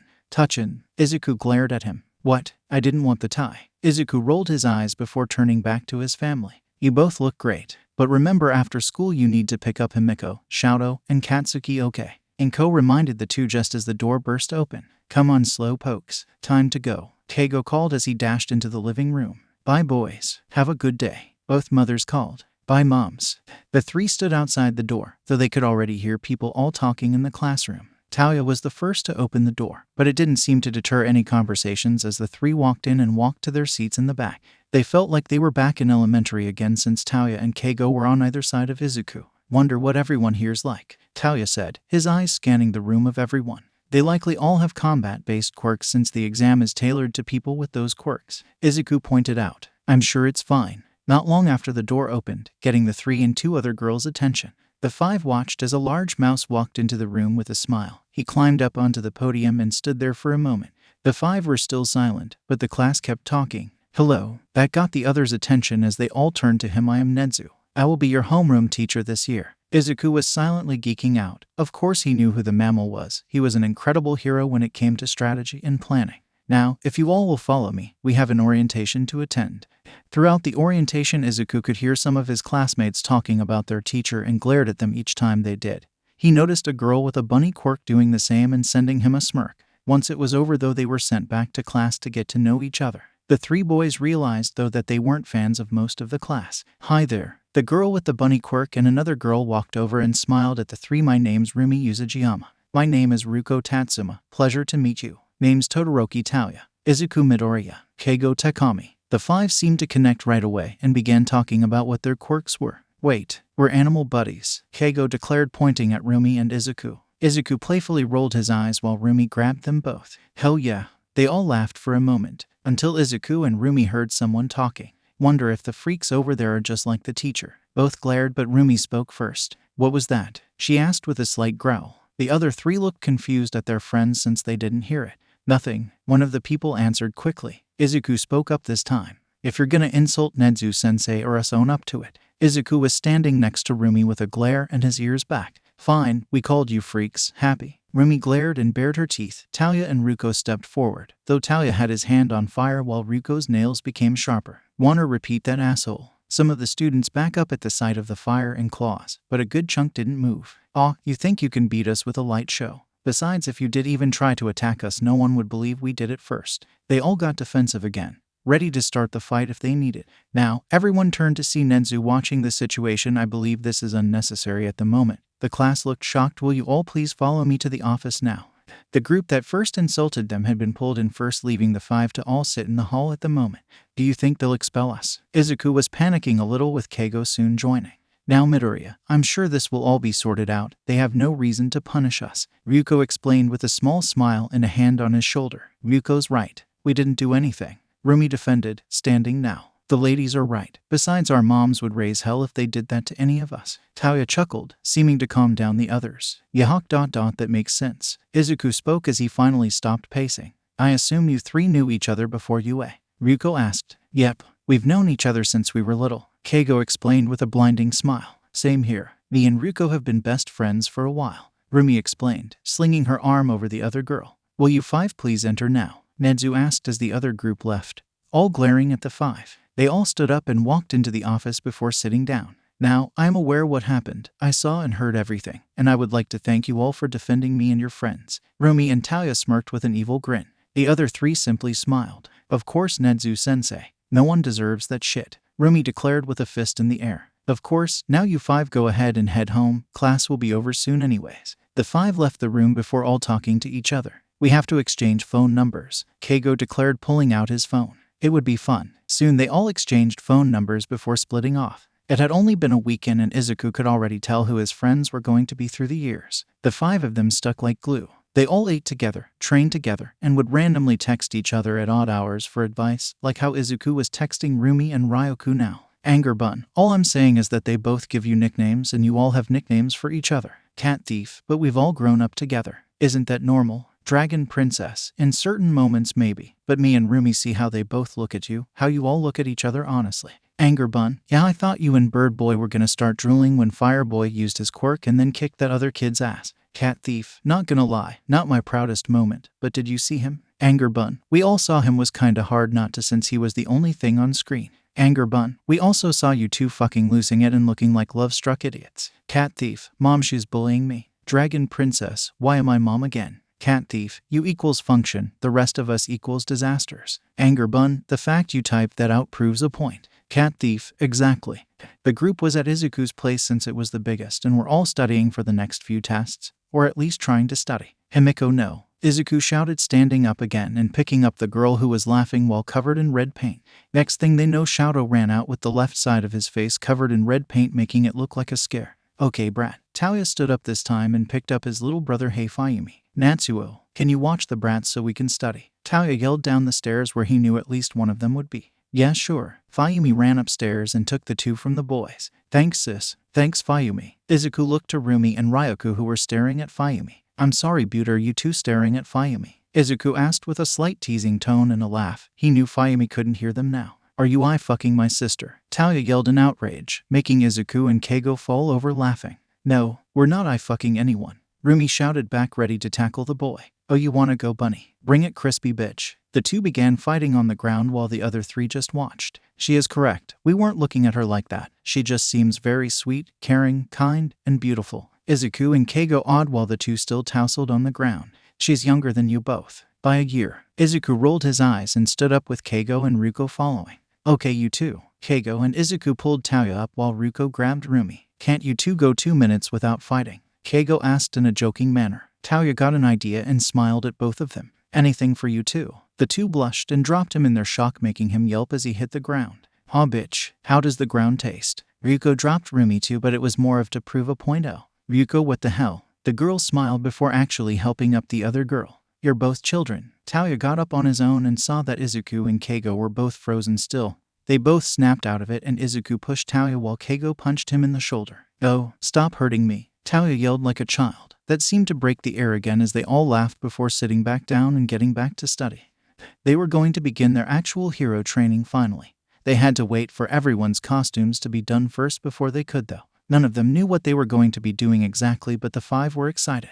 Good afternoon. One of the teachers walked out and began explaining what they were going to do first: change into your costumes, then meet at ground beta. The teacher then left, letting the class grab their cases and change. Izuku opened his case and was ecstatic. They had gotten what he wanted exactly right. He had a black flat bill cap made so his ears go through it. It also had a small mic and comm set he could use to communicate with others. A dark metal mask that had the functions of a gas mask and an oxygen filter. The top though was a little different since it looked similar to a black corset, but it used belts rather than string. It also had parts that rested over his shoulders and connected to the front. A black leather jacket, black fingerless gloves that had grips on them, black form-fitting pants that were padded, black combat boots, and finally a utility belt that held emergency supplies, a knife, and a retractable staff. Putting the full outfit on and finally letting his tail out, he looked in the mirror and smiled, letting the mask hang on his neck. He walked out with the rest of the group and freaked out a little at his friend group's outfits. Keigo's looked similar to a pilot's outfit with the addition of a pair of visors, while Talia's was a black padded shirt with blue lines going across it that acted as coolers for his skin, black padded pants, and a long black coat that had half sleeves. Rumi wore a white leotard with her boots and gloves, and Ryuko wore a deep red dress and heels that looked like she was ready to go to a ball. You guys look amazing. He cheered, getting their attention. Both Keigo and Talia were rendered speechless while Rumi laughed at them. You look amazing too, Midoriya. Ryuko filled in while Izuku blushed a little. Thanks, though they changed the design a little when it came to the shirt. Ryuko nodded in understanding. I'm thanking whoever did that, Keigo said, not even trying to hide his starring. Oh same, Talia added, making Rumi laugh even harder before almost falling trying to breathe.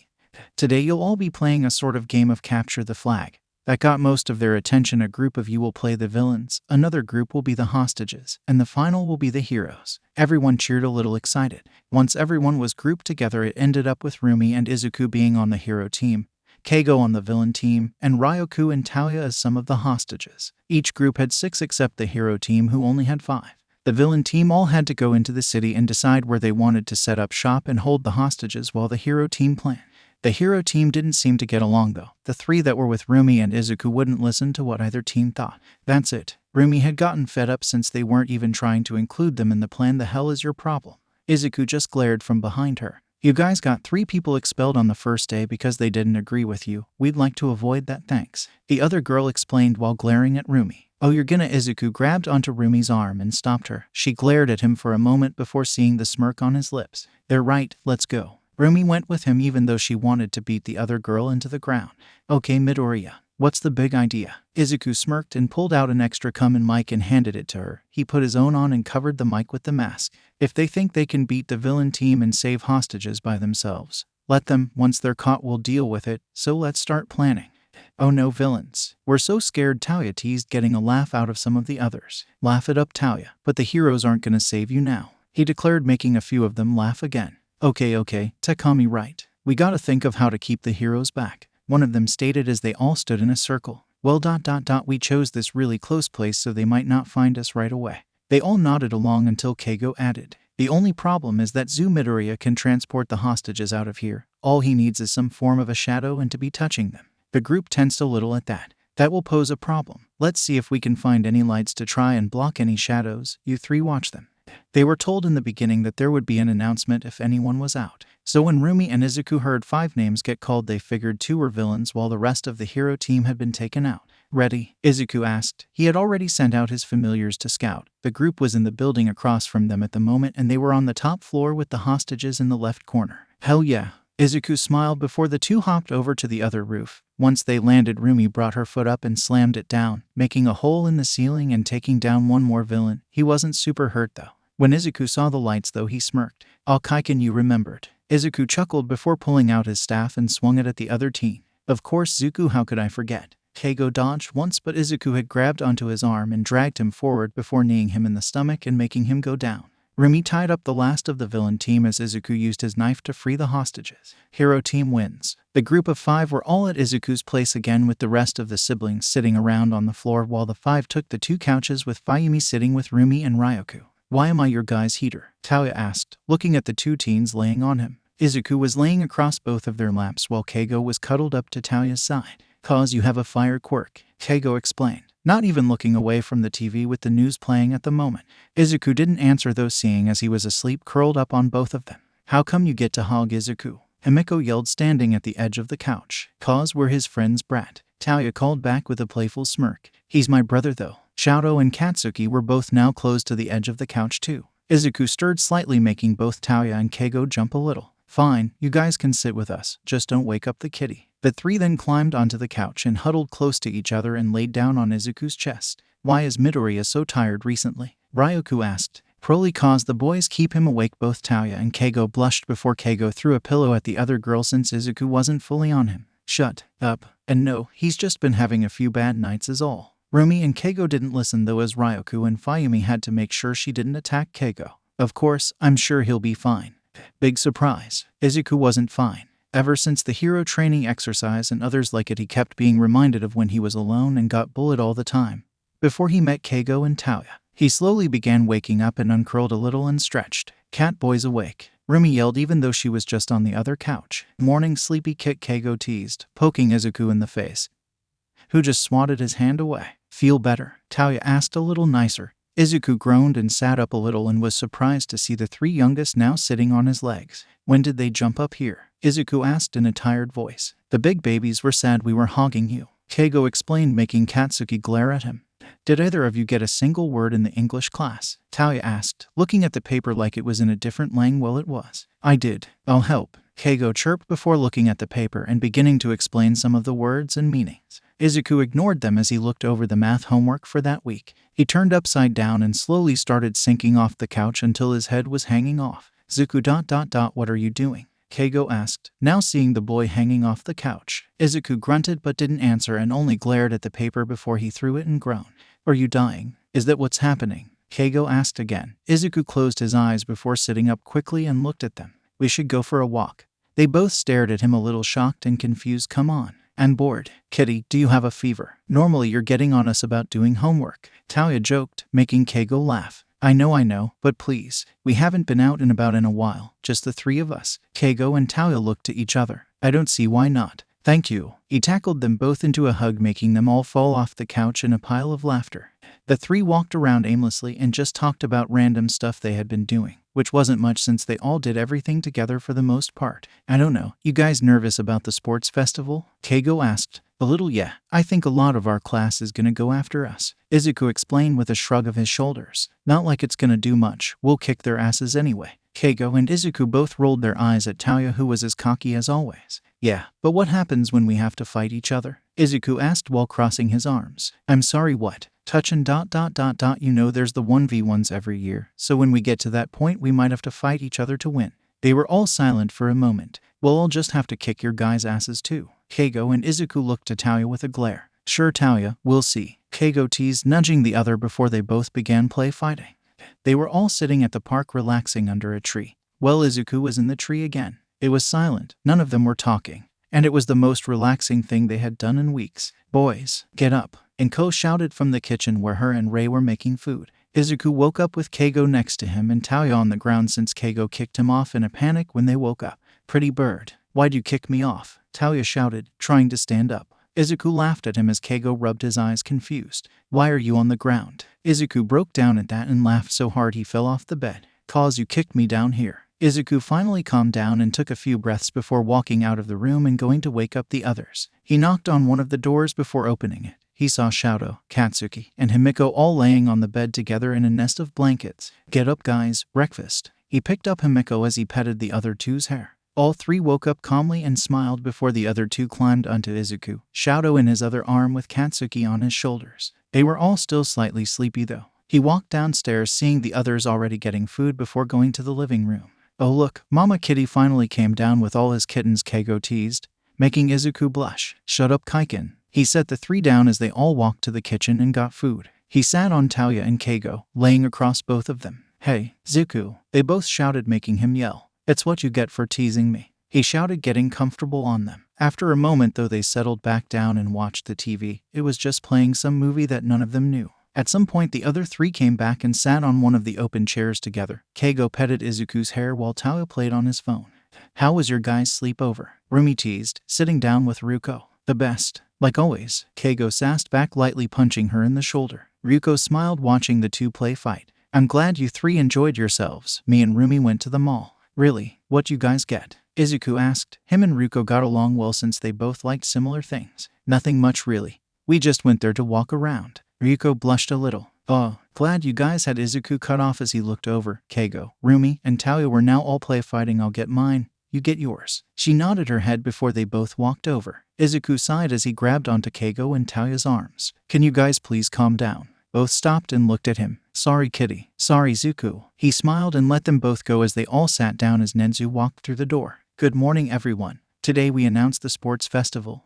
What do you guys think about the sports festival? Tauya asked as the five sat down for lunch. I think I'm gonna kick everyone's asses and win the thing, Rumi declared with her foot on the table and standing in a victor position. Rumi, please get your foot off the table. Oh, you wanna go bunny girl? If anything, I'm winning, Tauya yelled back. Keigo pulled Tauya back down and chuckled. We get it, you two are competitive. Keigo rolled his eyes with a smile. What's wrong birdie? Don't think you can win, Rumi teased. Oh, I'm more than confident I can take you all down. With that, the three almost started fighting again before Izuku and Ryuko stopped them. Izuku had recently found another aspect of his quirk. He hadn't told the others yet since he was nervous, but with the sports festival coming it could really help. He had found out one day that he could actually turn into a cat. He was training with his shadows, seeing if he could change his form when Mayumi suggested trying to turn other shadows into creatures like her and the others. His first thought was to turn it into a cat. And that's how he was here now. He was the size of a normal house cat. Mayumi, what happened? What do I do? He asked in a panic. The large shadow tiger sat there watching him. You seem to have turned yourself into a house cat. Try imagining yourself in your human form and it should reverse it. He focused and soon he opened his eyes, seeing he was back to normal before screaming and falling.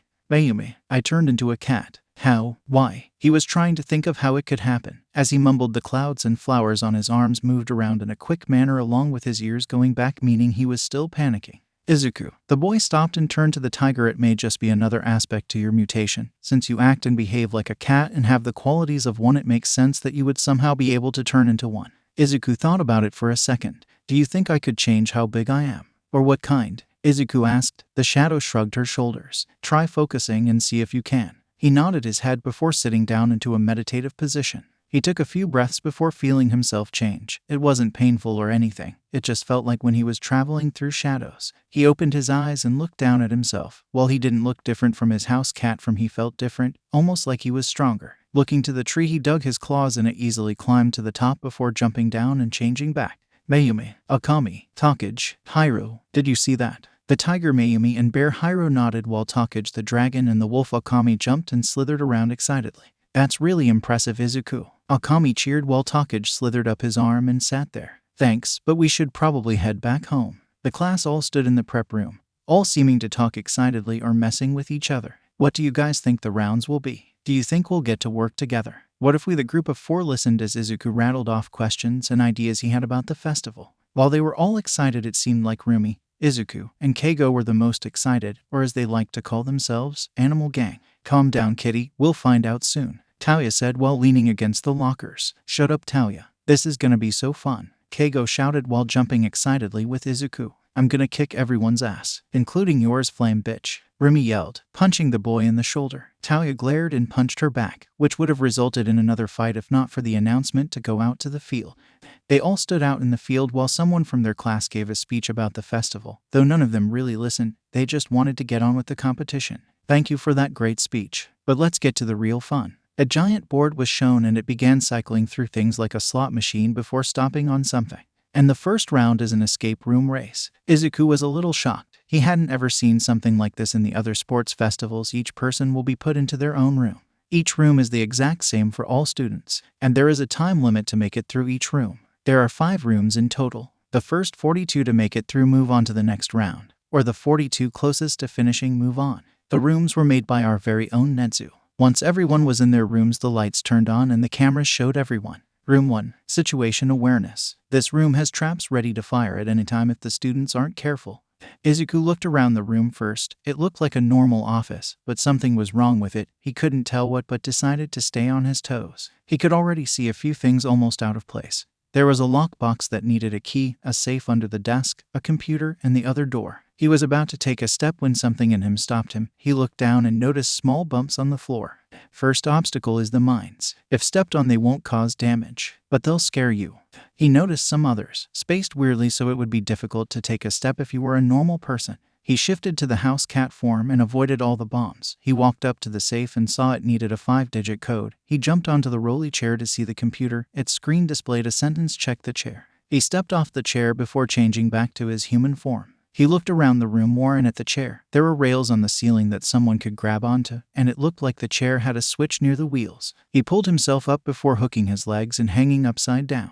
He moved the chair and almost right away spikes jumped from the floor everywhere except where the desk was. He moved the chair back and the spikes went away. Hopping down, he sat on the desk and picked up the chair and looked at the wheels. They all had a number and letter written on it. So 1 is U, 2 is A, 3 is R, 4 is O, and 5 is X. UA rocks, real clever sensei, Izuku shouted with a smirk on his face.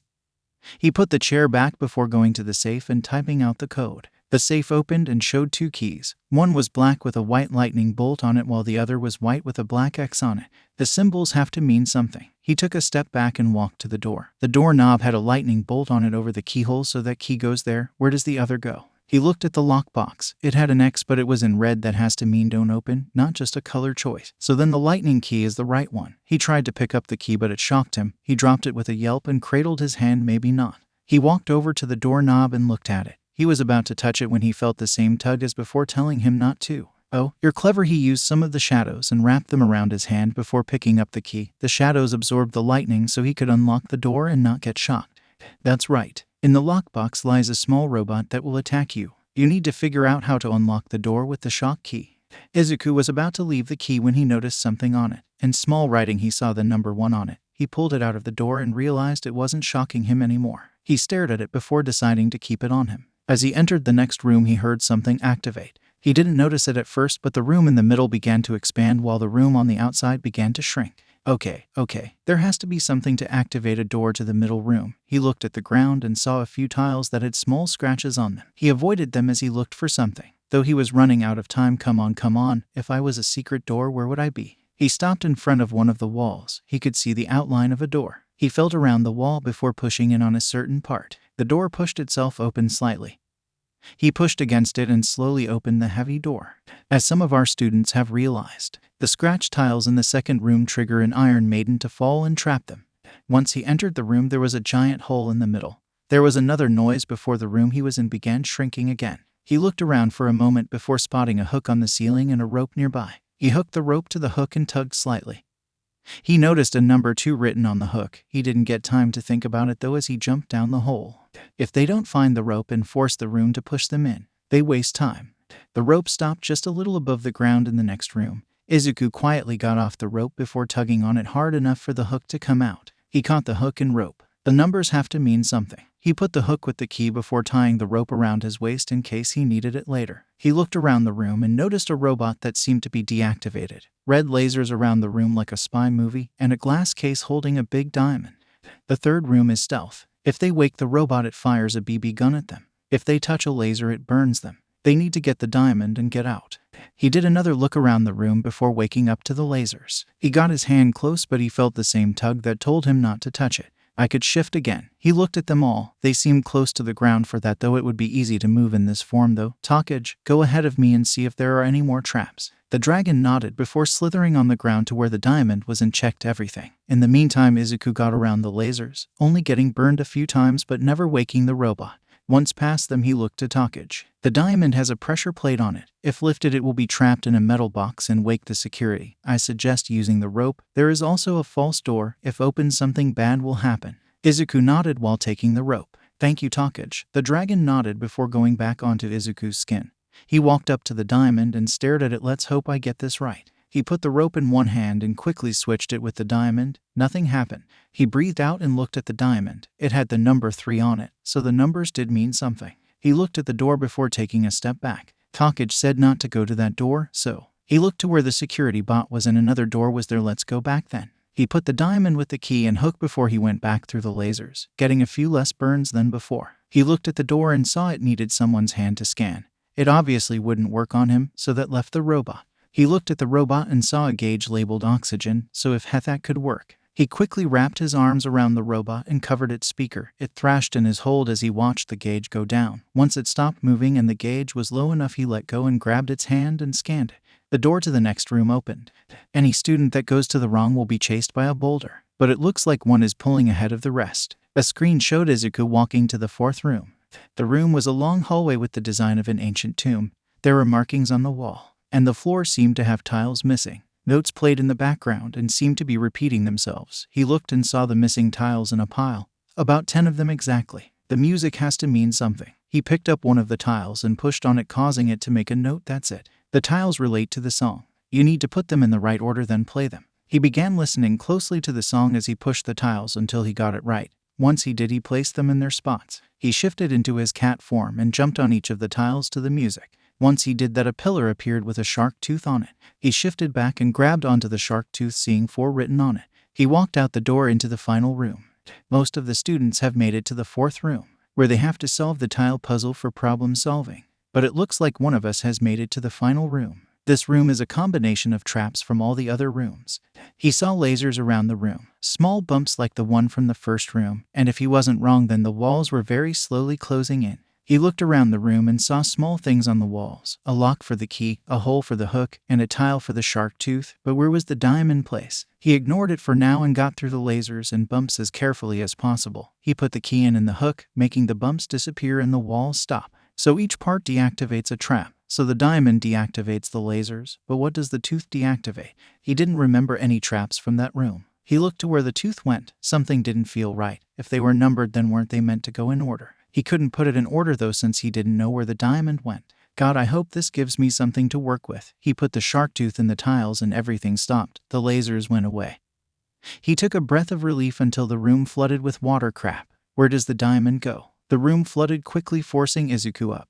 That's when he noticed the tunnel in the ceiling. At the end of it there was a place for the diamond. The water was rising higher and higher. He felt around but couldn't find the diamond. Shit, he looked at the water and saw it at the bottom. He took a deep breath in and swam down and grabbed the diamond. He swam back up, but it took longer since the water was almost at the top. He took a deep breath of air before shoving the diamond into its place. The water quickly left the room, slamming him onto the floor. He coughed a little as a door opened. I hate water. He breathed out before walking out of the room. It opened back to the field where everyone had been watching. Midoriya Izuku wins 1st place. He jumped and realized that he was the first one out. Yes, he jumped and cheered, but quickly noticed that he was still soaking wet and it was now cold. Not long after, more people began to file out, with Tauya getting 2nd, Ryuko getting 3rd, Rumi getting 4th, and Keigo getting 5th. As soon as Tauya was there though, Izuku latched onto him. Jesus kitty, you're soaked. He brought his body temperature up and Izuku purred. And you're warm. Keigo came out and immediately tackled the two, with Rumi and Ryuko joining in and cheering.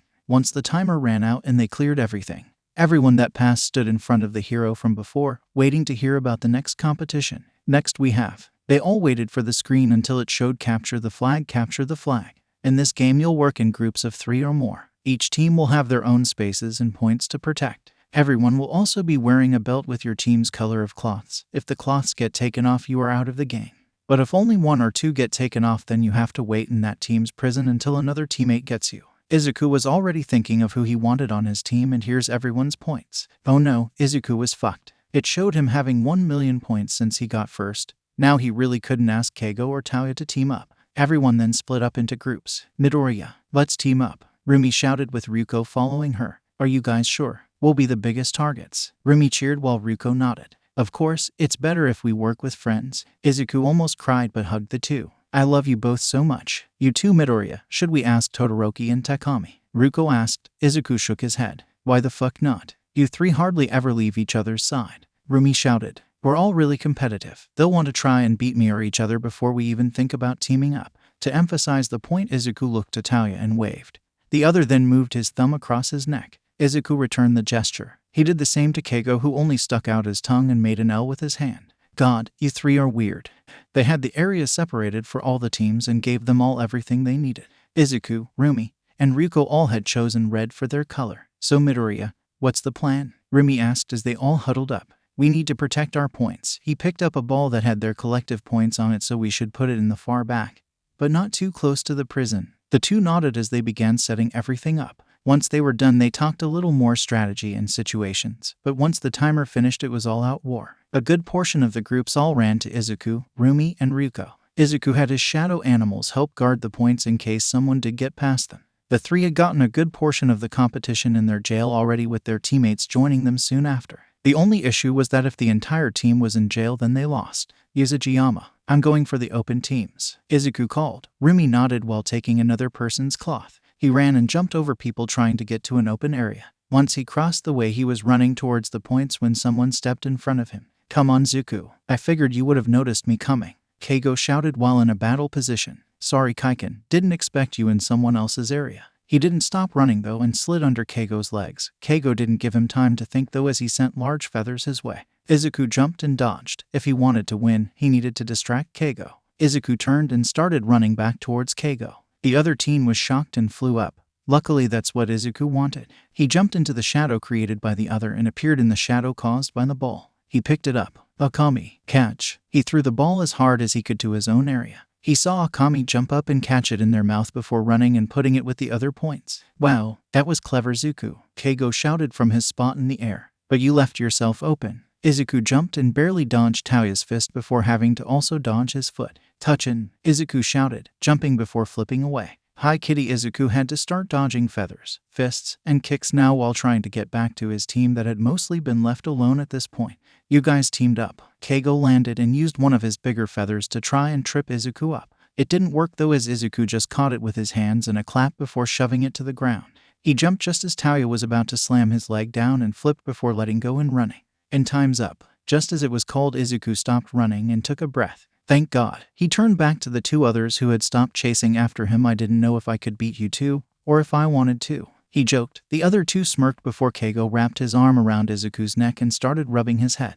Oh please, you could have just trapped us down, Tauya announced walking past them. The team in first place is Team Midoriya, then Todoroki, Takami, and finally Team Suzuki. The three looked confused. They didn't remember anyone named Suzuki. Now please enjoy the break before we go to 1v1 second. The five were all sitting around the table eating and talking about what they did during the first two competitions. Okay, but how does Midoriya keep kicking ass? Rumi asked jokingly. Are you kidding? This guy would probably fight Endeavor for fun, Tauya answered while taking a drink. I don't know, I kinda messed up during the first one. I didn't see where the diamond went and almost drowned, Izuku explained, rubbing the back of his neck. Same, Tauya said. Really? But you weren't? Oh yeah. Izuku smacked the front of his head. He kinda forgot Tauya could have just heated his body and made the water evaporate. Yeah, oh kitty. That's why you grappled onto me once I was out. You were drenched. Izuku laughed a little while rubbing the back of his neck. That was until someone slammed their tray into him. Hey, what's the big idea? Keigo and Rumi shouted. The person had orange hair and a smirk. Oh sorry, didn't mean to slam into the oh so great Midoriya. Izuku quirked an eyebrow a little confused. Just so you know, I plan on winning this thing. The guy then walked away with two others following. He doesn't seem pleasant, Ryuko stated, glaring at the boy. Could say that again. Hope I get to kick his ass, Tauya shouted, sending a glare to the retreating figure. Once the break was over, the classes all went to the spectator stands to wait for the fight. For our first fight, we have Midoriya versus Watanabe, the pro announced. Izuku looked around. They hadn't heard of someone named Watanabe before. The other four looked around too till someone started laughing. Looks like I'll take you down early, alley cat. The group glared as the guy from before stood on the other side of the barrier. Hey, why don't you Izuku cut Taoya off? It's fine, let's get this over with, shall we? Izuku asked with a cat-like smirk. Taoya and Keigo could tell he was pissed by the fact his tail was swishing from side to side. Bring it on. The two stood across from each other. Izuku stretched slightly while Watanabe just stood there with a smirk. On the right, we have Midoriya of Class 1A, a feisty cat who's so far killed the competition. Izuku rolled his eyes at the announcement. And on the left, we have Watanabe of Class 1 degrees Celsius, someone we haven't seen much of, but he made it this far. The other glared up at the booth with a growl. May the best man win. Izuku crouched low to the ground while Watanabe didn't move and only smirked. I plan on it. Just as the timer started, Watanabe disappeared. Izuku's eyes widened. He looked around trying to see the other, but he couldn't. Behind you. He flipped out of the way and landed on his feet, looking around confused. Oh, did I scare the kitten? He whipped around and tried to kick the other, but nothing was there. He lowered his foot but stayed tense. He still couldn't see the other. A flicker of someone appeared in his peripherals. He turned and punched where they should be and was happy to be met with something there. Watanabe flickered for a moment and Izuku could see how angry he was. He jumped back away before the other disappeared again. Well, does he have a teleportation quirk? Izuku knew he didn't. If he did, it wouldn't make sense as to why he flickered like that. So it was an invisibility quirk. Izuku shifted a little and looked at the ground. It didn't matter if he was invisible. He would still have a shadow, and Izuku could use that. He focused for a second just to confirm that he did have a shadow, but he couldn't see one. He looked to the side and saw Watanabe fully there, and he did have one. He dodged the punch and retaliated with his own, making the other grunt and stumble before disappearing again. If he had a shadow when he was visible, he could still use it. Is the cat having a little trouble? Or do you have your own tongue caught? Izuku twisted just in time to dodge a kick before grabbing the other's leg and yanking him to the ground. Wow, cat jokes. Haven't heard those before. When the other disappeared, Izuku lost the leg. It's like it just ... he's a ghost. He could turn intangible, not invisible. If Izuku could get him close enough to out of bounds, then maybe he could trick him. He walked slowly to the bounds and stood there, his back facing the open area. His ears twitched and turned every which way, trying to find any hint of sound. Looks like I win. Izuku smirked and grabbed the arm about to push him and flipped the other over the out of bounds. Not a chance. You did so good. Keigo tackled Izuku as soon as he walked through the entrance. Hell yeah. Kicked his ass. Rumi shouted, patting him on the back. You did quite well. Izuku laughed and hugged Keigo back. Thanks guys, where'd Touch and go? He asked, looking around. Oh, it's his fight next. He's going against someone in our class. Keigo explained as they all sat down. Really? Who? You remember that brat from the first day of training? You know, the fucking bitch. Rumi waved her hand a little with a roll of her eyes. You mean Ito? With the metal quirk? Rumi nodded her head before turning back to watch. Though there wasn't much to watch, Taoya just sent a wave of fire, scaring the other girl and making her jump out of bounds on accident. A lot of the fights went like that. Not very interesting to watch, but still fun. So who's left? Keigo asked while they all sat around during halftime. It's me, you, Touchin, Yuzujiyama, Tatsuma, Suzuki, Nakamura, and Abe. Rumi and Ruko looked at him in shock. How the fuck did you remember that? Izuku blushed a little. Kitty here has almost photographic memory, so he ended up memorizing the board apparently. Sorry, it was just kinda boring just sitting there. He defended, sinking into his seat while the others laughed at him. Who's going right now? Ryuko asked, sitting next to Izuku. He looked up for a moment. It should be Touchin and Suzuki. Though I don't really know anything about Suzuki, I think he has a strength quirk. Just as he said that, the ground cracked around Suzuki as he took off and tried to attack Taoya. You think, cat boy? Rumi joked. The two fighting was pretty intense. Well, more intense than the others. Anytime Suzuki got too close, Taoya would activate his quirk and push him back. The only issue being Taoya could only use it so much before it started to affect his body in bad ways. Though Suzuki seemed to only be able to use power in certain parts and leaving the rest of his body open. Shit, Taoya's gonna have at least a first degree everywhere. Keigo pointed out while on the edge of his seat. Izuku nodded, getting closer to the railing to get the full experience. Though that was a mistake apparently when fire got a little too close. Luckily Keigo had acted fast enough and yanked the other back quickly. Thanks, Kaiken. Keigo smiled and nodded as they both sat back down. Soon after that, Taoya was able to get him pinned so he couldn't move. Who's next? Rumi asked, looking over Izuku's shoulder. Tatsuma and Nakamura. Oh, Ryuko's gonna kick their ass 2 minutes tops. Rumi announced happily while Taoya sat down on the other side of Izuku with a few ice packs. You good, Taoya? Keigo asked, holding one of the ice packs on his forehead. Warm. He laid down across the two, but they didn't stop him. Now who's using us as a bed? Izuku teased, making Keigo laugh. Shut it. Taoya playfully kicked him in his leg while they got comfortable.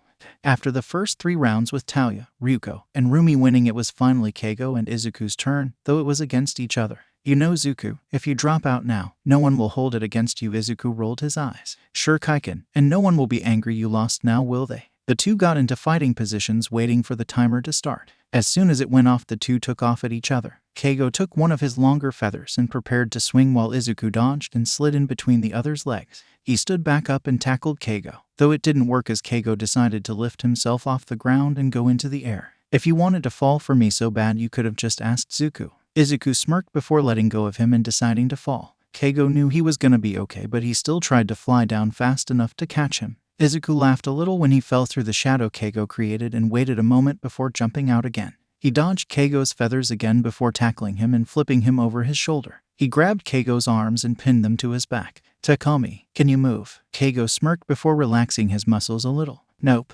Midoriya wins. Izuku squealed as he jumped up, then hugged Keigo tightly. Kaiken, you did amazing. Your feathers are getting stronger than ever. Keigo blushed a little. Oh please, stop your flattery, you already won. Who's next? Izuku asked, sitting next to Keigo and Talia. It would be me against Todoroki. Ryuko stood up and bowed to Talia before offering a hand. May the best win. Talia glared before looking to the arena and standing up. I plan on it.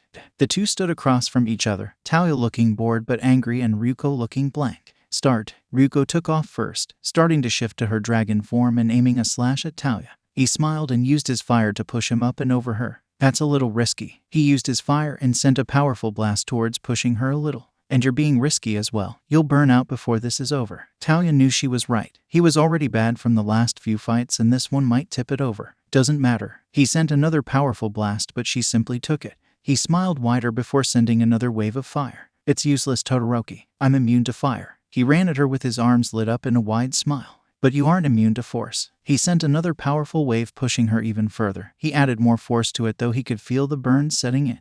It was enough to push her back. Katsuma is out of bounds. Talia, Touchin. Both of the teens ran over to Talia who looked tired and warm. You okay? That looked like it took a lot out of you. Keigo touched his cheek and jumped a little at the heat. He pushed past them and walked towards Recovery Girl's room. Something's up. Izuku nodded watching him walk away. Do you have an idea what it is, Kaiken? Keigo shook his head. You'll probably find out soon. You fight him if you win against Bunny Girl. Izuku nodded and got ready for his own fight.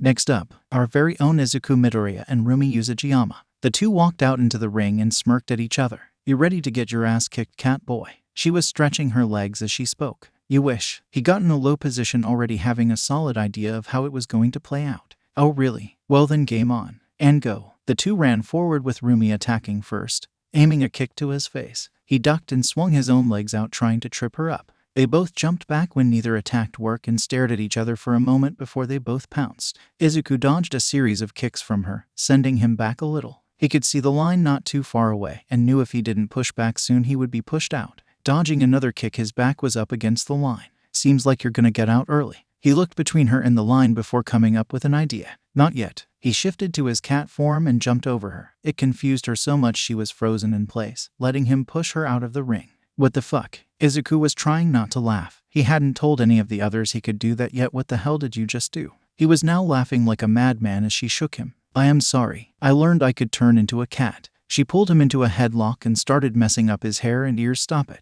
No, you played a dirty trick. They both were laughing at this point and walking off the stage. Izuku, that was good. But you can turn into a cat. Keigo shouted with his wings flapping a little. Yeah, was hoping to keep that a secret. Izuku looked over to Talia who looked mad for some reason, almost ready for our round touching. Talia stood up glaring at the ground before pushing past them. Whatever, I'll kick your ass. Izuku looked at him worriedly but replied. We'll see.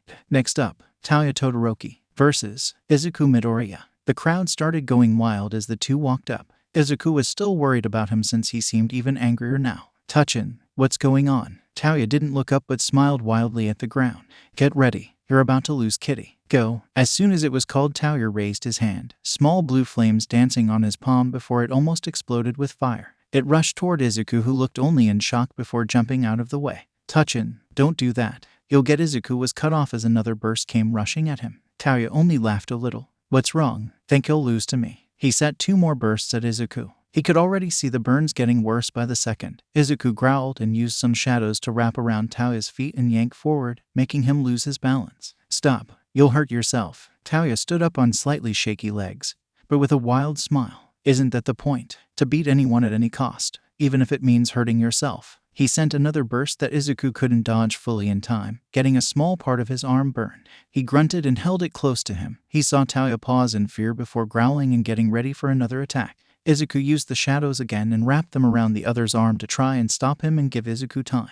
He knew what was up, but he needed to find out why. His eyes darted around the arena looking for who he expected. Lo and behold, the fiery man was standing near the railing with a smile. That's not the point. You can't break yourself, Talia. Keigo stood up from his seat and watched closely. He had also seen Endeavor and was worried for both of them. No one wants someone who's weak, Izuku. Talia broke out of the shadows and started running towards Izuku, so let's finish this already. He aimed a fire punch at Izuku, who rolled out of the way, grabbing onto more shadows and tying Talia down stronger this time. You aren't weak. Talia looked up when he heard the cracking voice. Izuku had tears in his eyes as he spoke. You are so much stronger than you think. He saw Talia's eyes drift to Endeavor and stepped in the way. You aren't him and he means nothing. Now focus on the fight. The shadows crawled away and focus on me. Talia glared, still angry and upset. He stood up and smirked at Izuku. You wanted my attention, kitty. Well, you got it. Talia ran at him, and this time Izuku didn't dodge but retaliated with his own kick. The two at this point were fighting quirkless, and it seemed to be taking a lot out of Talia, though Izuku figured it was likely from how much he used his quirk rather than actual exhaustion. Talia was panting and barely standing at this point. You're your own person, Talia. You aren't weak, you aren't broken, you're amazing. Talia had his own tears at this point. God, I hate you. You're always so fucking happy and nice about everything. Talia dodged a hit. I tried to kill you just now. And you're perfectly fine. Izuku laughed a little, knowing Talia was in a better state of mind. A tired and emotionally exhausted one, but a better one. I know, touchin', but that's why we're here, isn't it? Izuku lightly shoved him as Talia realized he stepped out of bounds to help others. Izuku Midoriya wins. Talia glared but started laughing a little. Okay, kitty, you win. Izuku and Talia were both in the infirmary getting healed from the fight while Keigo yelled at them. Are you both stupid? He pointed to Izuku. You fought him full well knowing what was wrong and even possibly made it worse. He turned to Talia and you. You attacked at full power without a cooldown system. And at Izuku. Both looked guilty. Baby bird. Keigo didn't let Talia finish. Nope, I'm not done yelling yet. You kept all that shit inside until Izuku literally beat it out of you. He silently screamed before sitting down on Talia's bed. You can't do that, Talia. Me and Izuku care about you. You need to talk to us. Talia looked down sadly.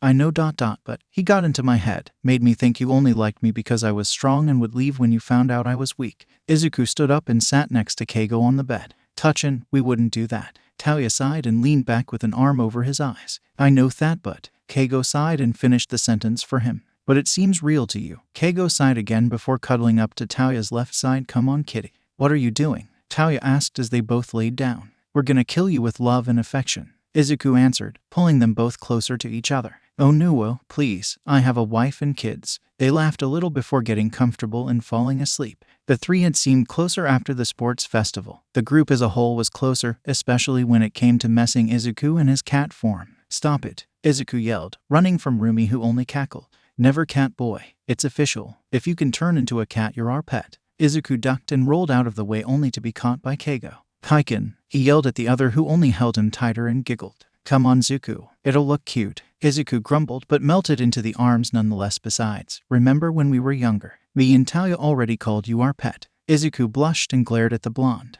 You're seriously going to let her put a collar on me? Keigo only smiled at him. I hate every single one of you. Ryuko smiled and showed him the actual choker. It will look good with your hero costume. I think. He looked at the choker and had a slight smile. It was a simple black leather with a metal blue and red heart. In his head he often associated blues and reds to Talia and Keigo, which made him blush. Try it on at least. According to the make, it will stretch and change with your form. He took it from her and stared at it before putting it around his neck. Yes, pet cat achieved. Rumi cheered with a wide smile. Izuku felt Keigo's arms tighten around his waist and he turned to the blonde a little confused. Kaiken. He was looking at Izuku with a blush before coughing and letting him go. Sorry, looks good though. Definitely suits you. Izuku laughed a little at Keigo's reaction. And me and Talia called dibs years ago. Zuku's our pet cat. Wait, he put it on. Talia ran into the room and looked at the choker on Izuku's neck. Not bad, kitty. Izuku rolled his eyes and shoved the other playfully. And we totally did. Ask moms, they have proof. Rumi rolled her eyes. Well then, I'm stealing the bird.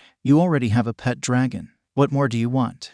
They were all back in class within the week, having gotten a small break after the sports festival to rest and be ready for the next task. It's good to see you all back. I assume you had a good break. Nezu greeted as he handed them whiteboards and markers, but the break is over. We will be choosing hero names today. Once you choose one, come up to the front. Rumi was already writing something down with a smirk while Ruko seemed to be thinking of ideas. Hey Zuku. Izuku turned to Keigo. Are you gonna use Cheshire? I planned on using Hawks, cause you know. He ruffled his wings a little. Yeah, I think I will. I really like the name. Besides, you guys gave it to me right. Keigo smiled wider as Tauya leaned up. Hey, help me pick a name. Izuku and Keigo turned around in their chairs to face him. What about Flash Fire? Cause you're so hot, Keigo teased with a smirk. Tauya smirked back before hitting him with the whiteboard. Very funny, birdie, but it's not a bad idea. What about you? Izuku tried to think. Flash Fire was a good idea, but it was too on the nose, so it was Hawks he guessed though. What about Salamander? Then we can all be matching. Keigo gasped and started shaking Tauya. Pick it. We have to match now. Tauya laughed a little. Fine, but if anyone makes fun of it, I'm blaming you both. The two laughed as they all wrote down the names before presenting them to the class. Everyone had interesting names. Izuku was a little surprised by Rumi and Ruko's choices though. He liked the name Mirko and Rukyu. When he asked about them, they said they were names they had wanted to use since they were kids. Good. Now since you've picked your names, it's time to pick your internships. If you didn't get any, you will be assigned a list to choose from. Choose carefully, everyone. They showed the amount of offers everyone got, and Izuku was happy to see that their group all got a large amount. You'll have till the end of the week to choose. Then you'll be going to their agency and interning with them for a week. So who did you guys choose? Izuku asked, still looking over his papers. He had looked up most of the heroes if he didn't already know everything about them. I went with the Rescue Hero 13, Tauya explained. Izuku remembered reading about them. I want to find ways to rescue people and protect them, more than just hitting the problem with fire. I'm still not sure. I want to go with someone who can teach me hand-to-hand and weapons. Can't rely on my quirk too much, Hawks said, looking through his own. What about you? You've been mumbling and writing lists for the past 5 hours. Izuku blushed and ducked his head a little. I don't know. Most of the heroes on here aren't what I'm looking for. I was hoping for maybe an underground hero or someone who works closer with police. Spotlight's never really been me. Yeah, but you look so good in it, Keigo said with a smile while Tauya took some of his papers and looked through them. Wait, Tauya pulled one of the papers out and searched up the name. Isn't this that underground hero that helped with our case? Izuku took the paper and read over the name before gasping. He ran upstairs and grabbed his notebook before looking through his notes. It is. They never actually answer my questions though. Maybe I can ask them more with my internship. I'm choosing him. Izuku filled out the form before putting them back into his school bag. Can you two help me now? Keigo cried out.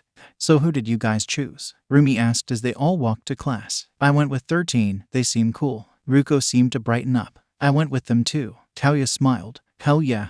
They high-fived, making Rumi roll her eyes before looking at Izuku and Keigo. I chose Gunhead. I heard he teaches all his interns hand-to-hand and weapons, which is what I'm looking for. I chose an underground hero. He goes by Eraserhead. Oh yeah, forgot you wanted to go underground. Izuku nodded along. It's a good idea with my quirk and I can help more people if I'm not in the spotlight. Well, I chose Gang Orca. He seems awesome and is strong as hell. Rumi cheered as they all sat down. Really? I mean, he is strong. Only drawback for him would be his need for water. The two of you working together would be interesting too, and Rumi listened as he talked about the pros and cons of working with the hero while the others had their own conversation.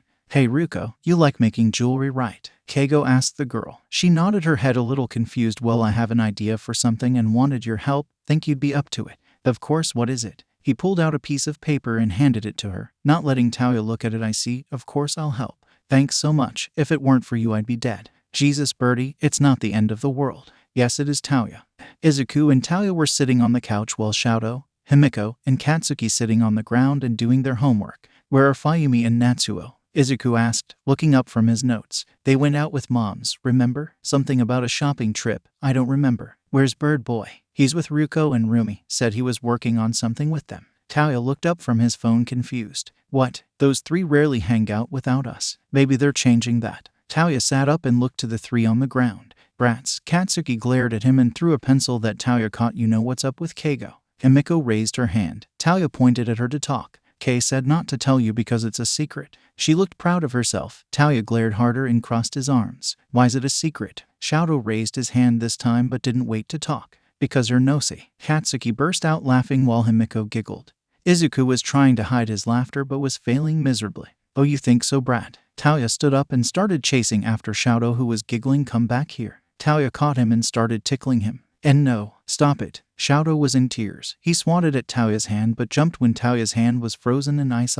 Are you okay? The others ran over hearing the shout. Shadow looked petrified. Whoa, it's okay. Taoya heated his hand, causing the ice to melt. See, all better, it's okay. Shadow still looked worried as the other three crouched next to them. What happened? Himiko asked, trying to reach out to Shadow, who flinched back. She moved her hand away nervously. Half and half, what the hell? Katsuki looked at the other. He didn't look hurt, but he seemed scared to touch them. Shaochin, Izuku used the shadows to cover his arm. It's okay, come here. Izuku picked him up, but he still seemed freaked out. What if I hurt you though? Izuku smiled and pet his hair back. You couldn't hurt us, okay? Your quirk activated is all. He sat on the ground as Taoya sat next to them. It's okay. Remember when you learned about Himiken and Kaken quirks? You won't hurt us. Himiko and Katsuki scooted over to them, both holding on to Izuku and Taoya. How does it feel? Are you cold? Taoya asked. His mom always felt colder than other people. Why yes, no, and my right side ice is cold but my left feels warm. Taoya grabbed his left hand. It did feel warmer than before. Try focusing on your hand. Think of a small flame appearing like this one.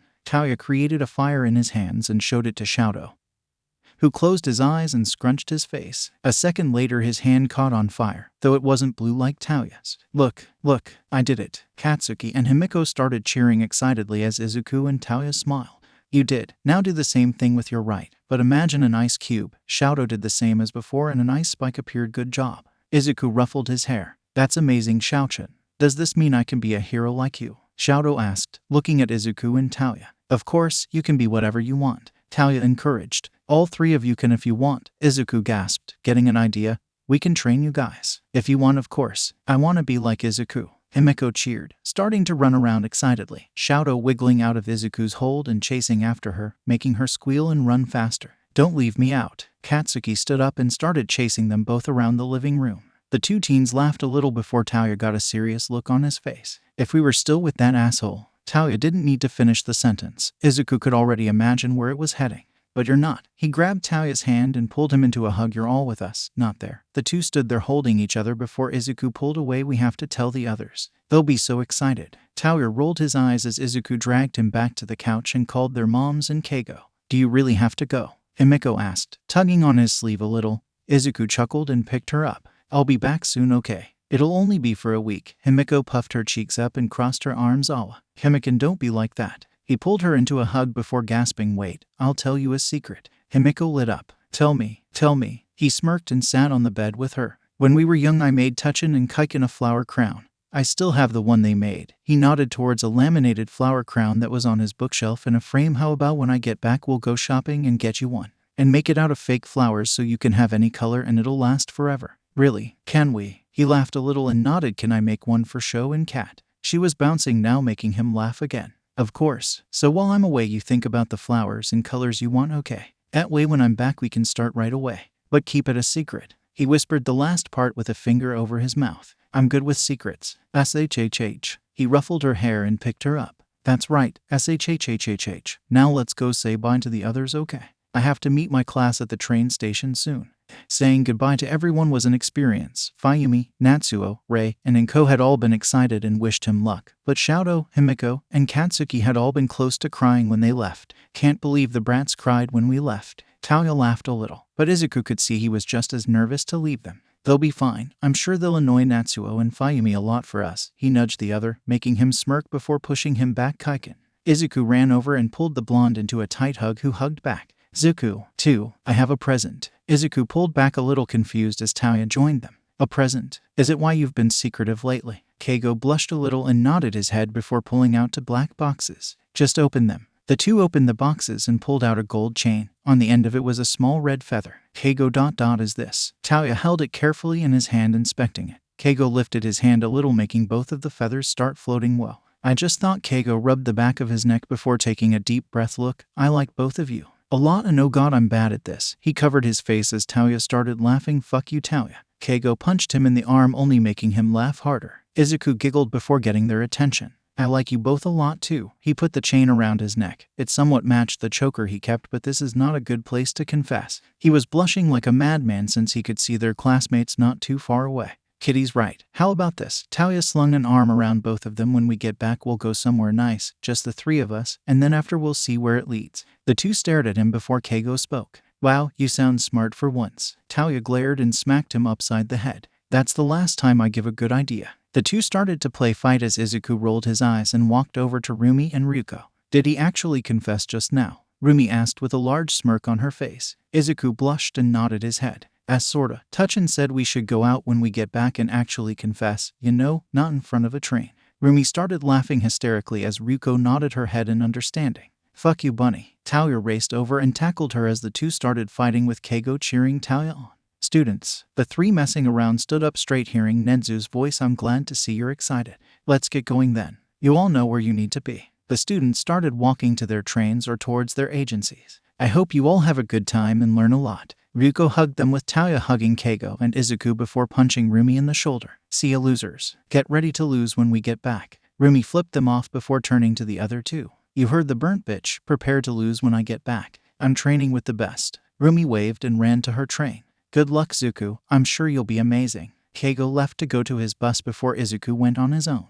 Izuku looked at the building in front of him. It wasn't large like other hero agencies, and he was thankful for that at least. He walked into the building and was greeted with a woman at the front desk. Hello, you must be Eraser's intern. He nodded his head. Just go down the hall and to the left. It's the training area. Thank you, miss. He walked down the hall like she said and came to the door. He nervously knocked before opening it. For some reason he felt like he should be careful. Eraserhead. The woman at the front he ducked when strips of fabric came at him. He rolled out of the doorway and quickly pulled his jacket off before getting into a fighting stance. Not terrible at least. Then a figure came at him. He dodged and sent a kick to their side only for it to be caught and flipped onto his back. He kicked out again, making them let go before he was wrapped in cloth. You need work. He was shocked for a moment before realizing who it was. Eraserhead. The older man only glared at him. Why exactly did you choose me for your internship?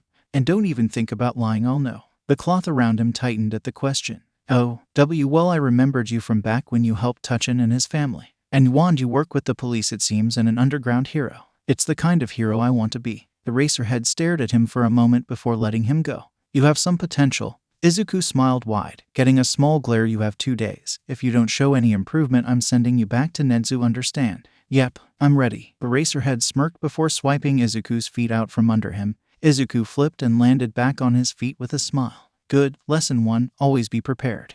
12 a.m. Shout to Aizawa, for the love of God, please tell me you got the cat kid as your intern. I am begging you. Not here to make friends. I did. Why? 12 a.m.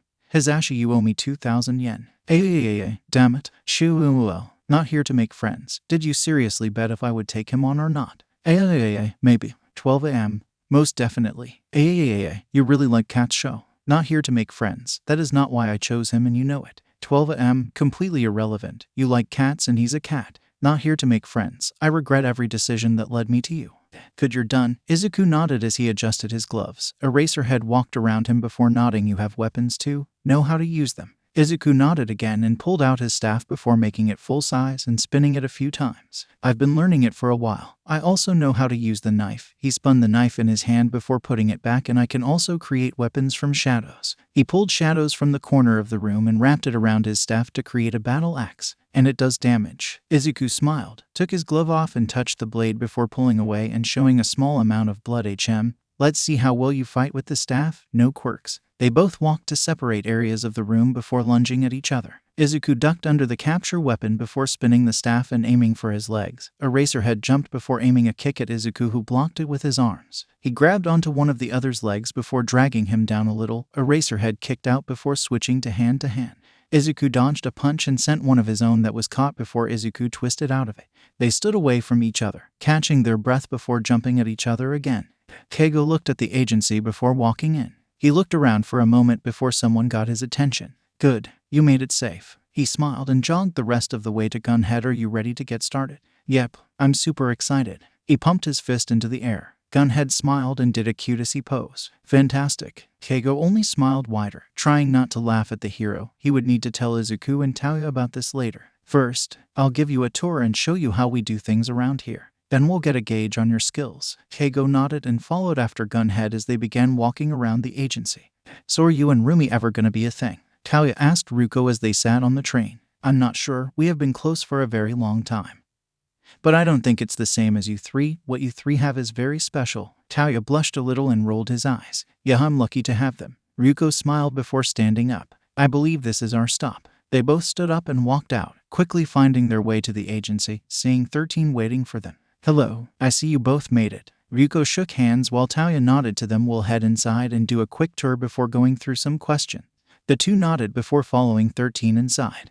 Rumi was practically bouncing as she got inside. You made it. She turned and smiled wide, seeing Gang Orca. Let's not wait out here for long. Follow me. She walked next to him excitedly. They seemed to be going to his office. When they got inside, they both sat down on different sides of the desk. As Gang Orca stared her down, she only crossed her arms and smirked. Why did you choose me? Because you're a badass. I want to be able to fight like you. You're a great hero.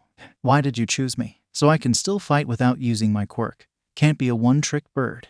Why did you both choose me? To save people without just lighting the problem on fire. I don't want to be like my dad. I want to make a difference. I want to save everyone I can without violence. Animals. Godzilla. Why, Godzilla. This is the fucking best. Toothless. 13 is a great teacher. It's only the first day and I feel like I've learned so much. Daffy Duck. Gunhead's cool. He's kind of fun too. He did like this cute as he pose thing and I would die for this man. Bugs Bunny. Not as cool as Gang Orca, bitch. He's the best. Daffy Duck. I will fight you right now. Bugs Bunny. Bring it, you overgrown bird. Godzilla. Nah, 13 got him both beat, don't even. Daffy Duck. I won't fight too cause he's too pretty to hurt, but I'll still get you. Bugs Bunny. Gay. Toothless. I think it's sweet. Godzilla. 13 can be the best them hero, but I'll back up Birdie cause he gave me a necklace. Godzilla. Did you just move the necklace to pat my face? Daffy Duck. I plead the American fifth. Toothless. Does anyone know where Izuku is? I feel like he should be able to answer now. It's pretty late. Bugs Bunny. Do the necklace thing. Wake the bitch up. Hello Kitty. Is everything alright? Hello Kitty. Oh, yeah, I'm fine. Sorry, I was training some more before bed. Godzilla. Why? Hello Kitty. I have 2 days to prove I'm actually worth something or he'll send me back to school. Daffy Duck. 2. Izu. Babes. I will kill that man if he says you're worth nothing. Hello Kitty. PLZ don't. Bugs Bunny. Look, you made him sad. Godzilla. No, please do, pretty bird. No one talks like that to you, Kitty. Hello Kitty. No. Really, it's fine. I know I'm not worthless thanks to you all. He just means potential and I plan on proving it. Toothless. That's very sweet of you, Izuku. I am sure you'll do amazing. Daffy Duck. That's so sweet, I want to cuddle you. Godzilla. Slap him with the feather like you did me. Bugs Bunny. Again, they're gay, your honor. Izuku panted before blocking another fist. He grabbed the wrist and twisted it before flipping over the other and kicking them in the back of the knees. He jumped back when a foot tried to connect with his chest. He missed the other foot though as it tripped him before he was pinned to the ground. They both sat there panting before Eraserhead got up and walked to the door. Drink water. 5-minute break. Yes, sir. Izuku let out a sigh as he flopped back onto the ground. He used his quirk and grabbed his water, drinking a ton before staring up at the ceiling. He was honestly terrified. Today was the last day to prove himself and he felt like he hadn't at all. His fighting hadn't improved, quirked or quirkless. He was still slow on his reaction times and he could always use work using his staff and quirk together that wasn't sloppy and untrained. He could feel tears coming to his eyes before feeling the feather around his neck move a little. A small smile graced his lips thinking about all the fun Tauya and Keigo were likely having at their internship. Standing up, he whipped his face before doing a few stretches and taking a few more drinks from his water bottle. Midoriya. He looked to Eraserhead who had come back in with a stack of papers. Sit. Izuku sat on the bench as Eraserhead stood in front of him with a glare. I told you, you had 2 days to show improvement. Izuku looked down a little with his ears going back. Do you think you did it? Izuku rubbed his arm a little. No, he paused, waiting for the other to say something before continuing. I haven't improved with my fighting style. With or without my quirk, my reflexes are still too slow, and I'm sloppy with using my staff and quirk together. He finally looked up to Eraserhead. I think I failed honestly. They stared at each other, one looking bored while the other seemed upset but accepting. Eraserhead dropped the files onto the bench before sitting down. This is a kidnapping case. I'm working on it with the local authorities. They want us to patrol these areas tonight. I'm trusting you to listen to me when we're out there. Izuku was shocked into silence. What? Eraserhead sighed. You've shown a 30% improvement on your fighting. Quirked and quirkless, your reflexes have heightened double what they were. And you've shown great progress with using your quirk and staff together. Eraserhead gave a predatory smile. And you just passed the final test. You have potential. Izuku sat there shocked before tackling Eraserhead into a hug. Thank you. Eraserhead was shocked. Izuku soon let go. Oh God, I am so sorry. I was just so upset and then you said that and then I was happy. You were there. Oh God, I'm crying. Eraserhead stared at the other before standing up. He pet the other, making him stop and look at him. It's fine, kid. Get changed. We need to patrol soon. Izuku beamed. Right. As soon as Izuku had been ready, they had left to go to the police station. Izuku was ecstatic. He had picked the right internship.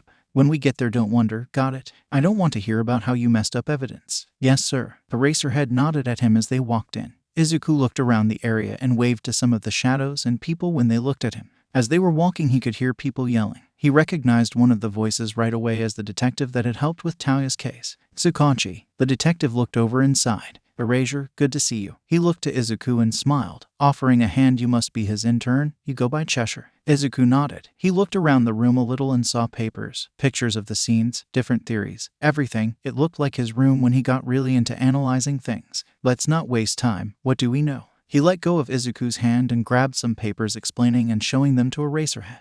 It's a kidnapping gig, like you said. They're taking people with considered weak quirks or mental quirks or villain quirks. Izuku flinched a little at the last part, though he began walking a little and looking at the information or homeless people. Sadly, with how things are, those people are considered unnoticeable. People won't miss them. We still haven't figured out some of the quirks, though. Izuku frowned a little as he pulled down a picture. It was of burned ground. The formation around it was weird. He saw a note saying it was a fire quirk, but that didn't make sense. This one's a lightning quirk. Both adults stopped and looked at him. He blushed a little before explaining the burned ground makes people think fire, but the area around it looks strange, like cracks rather than like burned paper. Lightning using does that when it strikes the ground. It looks like a pretty strong quirk if they can do that. He looked at some of the other photos. It looks like they can make it travel through their body. It's why some of the burn marks look like footprints. I think they might be around 64 and around 190 pounds. How did you figure that out? Tsukachi asked, a little shocked. The shoe size and how deep the ash around the foot was. Look at the files and photos and tell me what else you can figure out.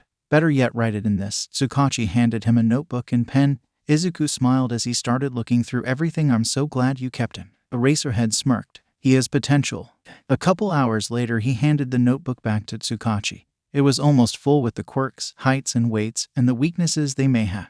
Do you remember all of this? Izuku smiled and nodded his head. Good. You and Erasure will head out. Okay. He bounced over to Eraserhead, who seemed already ready to go. Let's go. They left the building and Eraserhead immediately went to the roof with Izuku climbing up after him. This is the route we'll be following. Stay close to me, got it? Yep. Eraserhead nodded before they began going through the route. They had hooked Izuku's mic and earpiece to the comm in Eraserhead's ear so they could talk to each other without being next to each other. Hear anything? Izuku's ears twitched and turned, searching for something. Nothing yet. Eraserhead hummed as they continued. It was silent again until Izuku heard a quiet scream. Someone screaming. Eraserhead whipped around. Where? Izuku pointed to their left before they both started running towards them. He kept an ear out to try and pinpoint their location. He told Eraserhead when to turn and when to keep going forward. There. Izuku pointed down to an alley just as the screaming started again. Stay behind me. You have permission to use your quirk. Eraserhead whispered as they climbed to the top of a building. Izuku nodded. When they looked down, they saw a woman backed against the wall with 3 men cornering her. The 2 jumped down at the same time. They put space between the group and the woman, all of them soon fighting. Izuku kept an eye out for Eraser while dealing with his own guy. He seemed to have an electricity quirk, and that's when Izuku realized who they were. Eraser he was cut off as he heard something being loaded. Duck. Just as he said that, Eraser ducked and a dart hit one of the men he was fighting. He turned and saw the woman with a scowl. Damn it, kid. Keep your mouth shut next time. Izuku growled as he charged at the woman, knocking the gun down before shoving her against the wall. Soon both of them were fighting 1v2. Izuku was having trouble since it seemed the lightning weakened him due to the light it made, and Eraserhead ended up fighting 2 mutant-type quirks. At some point Izuku had called out his shadows to help them, but even with that they were having trouble. Once Izuku realized keeping them out was draining his energy, he called them back, trying to use the shadows to hold them down, but it wasn't working. He heard a loud smashing and crushing sound. He saw Eraserhead bleeding on the ground. Growling, he pulled the shadows around him and used them to create a battle axe. It kept them away from him and Eraser, but not for long. The lightning user got close enough and made skin contact. Lights out, kitty. He felt the electricity before he felt the pain. It felt like his insides were burning from the inside out. He could see his veins lighting up, and even where the black covered his arms were glowing. Then he finally heard and felt it. The shadows screamed and cried out, but they were trapped. He felt them bursting away from his skin before they seemingly turned to ash and disappeared from him. He felt the light finally die out before he collapsed over Eraserhead. He could still hear the screams as he felt his body twitch and finally give out. Keigo jumped a little at the weird feeling. It felt like something zapped him for a moment. Pulling out his phone, he opened the chat that he, Tauya, and Izuku had. The boys. Red. Hey, did either of you just get shocked or something? Blue. Nope, I'm chillin' in bed. Blue. It's probably the kitty. He might be training again. I wouldn't worry about it. Red. Okay, but we're calling him in the morning. Blue. I know, Birdie, don't worry. He'll be fine. Hey guys, I made a Discord. I would love to see you there. https divided by discord.gg/vkvugevgsn. Doria. Izuku. Gasping in air, Izuku shot up from his position on the floor. He could still hear ringing in his ears and burning in his bones. Izuku placed a hand where Mayumi and Takage were, flinching when he felt pain. He looked at his arms and could only see black. The clouds and flowers no longer light grays or white but simply gone. He tried looking for them. Mayumi, Takage, Hiro, Akami, but they weren't there. He couldn't feel them. They weren't saying anything. They weren't anywhere. He felt a hand touch his shoulder. He jumped away, his eyes finally focusing on Eraserhead. What? Eraserhead stared at him before speaking again. What happened? Izuku zoned out again, trying to think. He rubbed at his head a little. They got you down. I was able to fight them off for a while until... He looked at his arms again before shaking his head until the lightning user hit me with his quirk.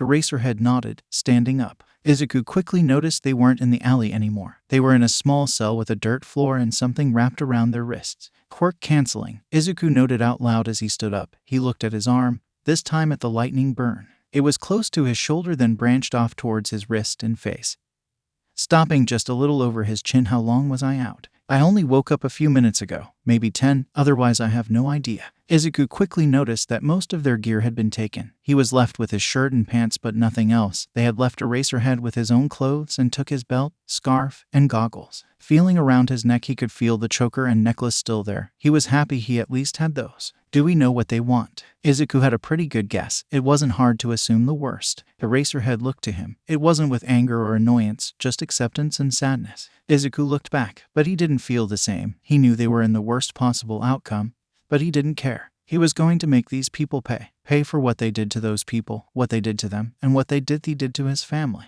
Izuku walked over to the door, looking through the bars, trying to see if anyone was nearby. He looked to the lock and placed his hand on it. He wished he had his quirk to figure out the shape and make something to open it. Cheshire, the teen looked to Eraserhead. Someone will notice when we don't check back in. We won't be here long.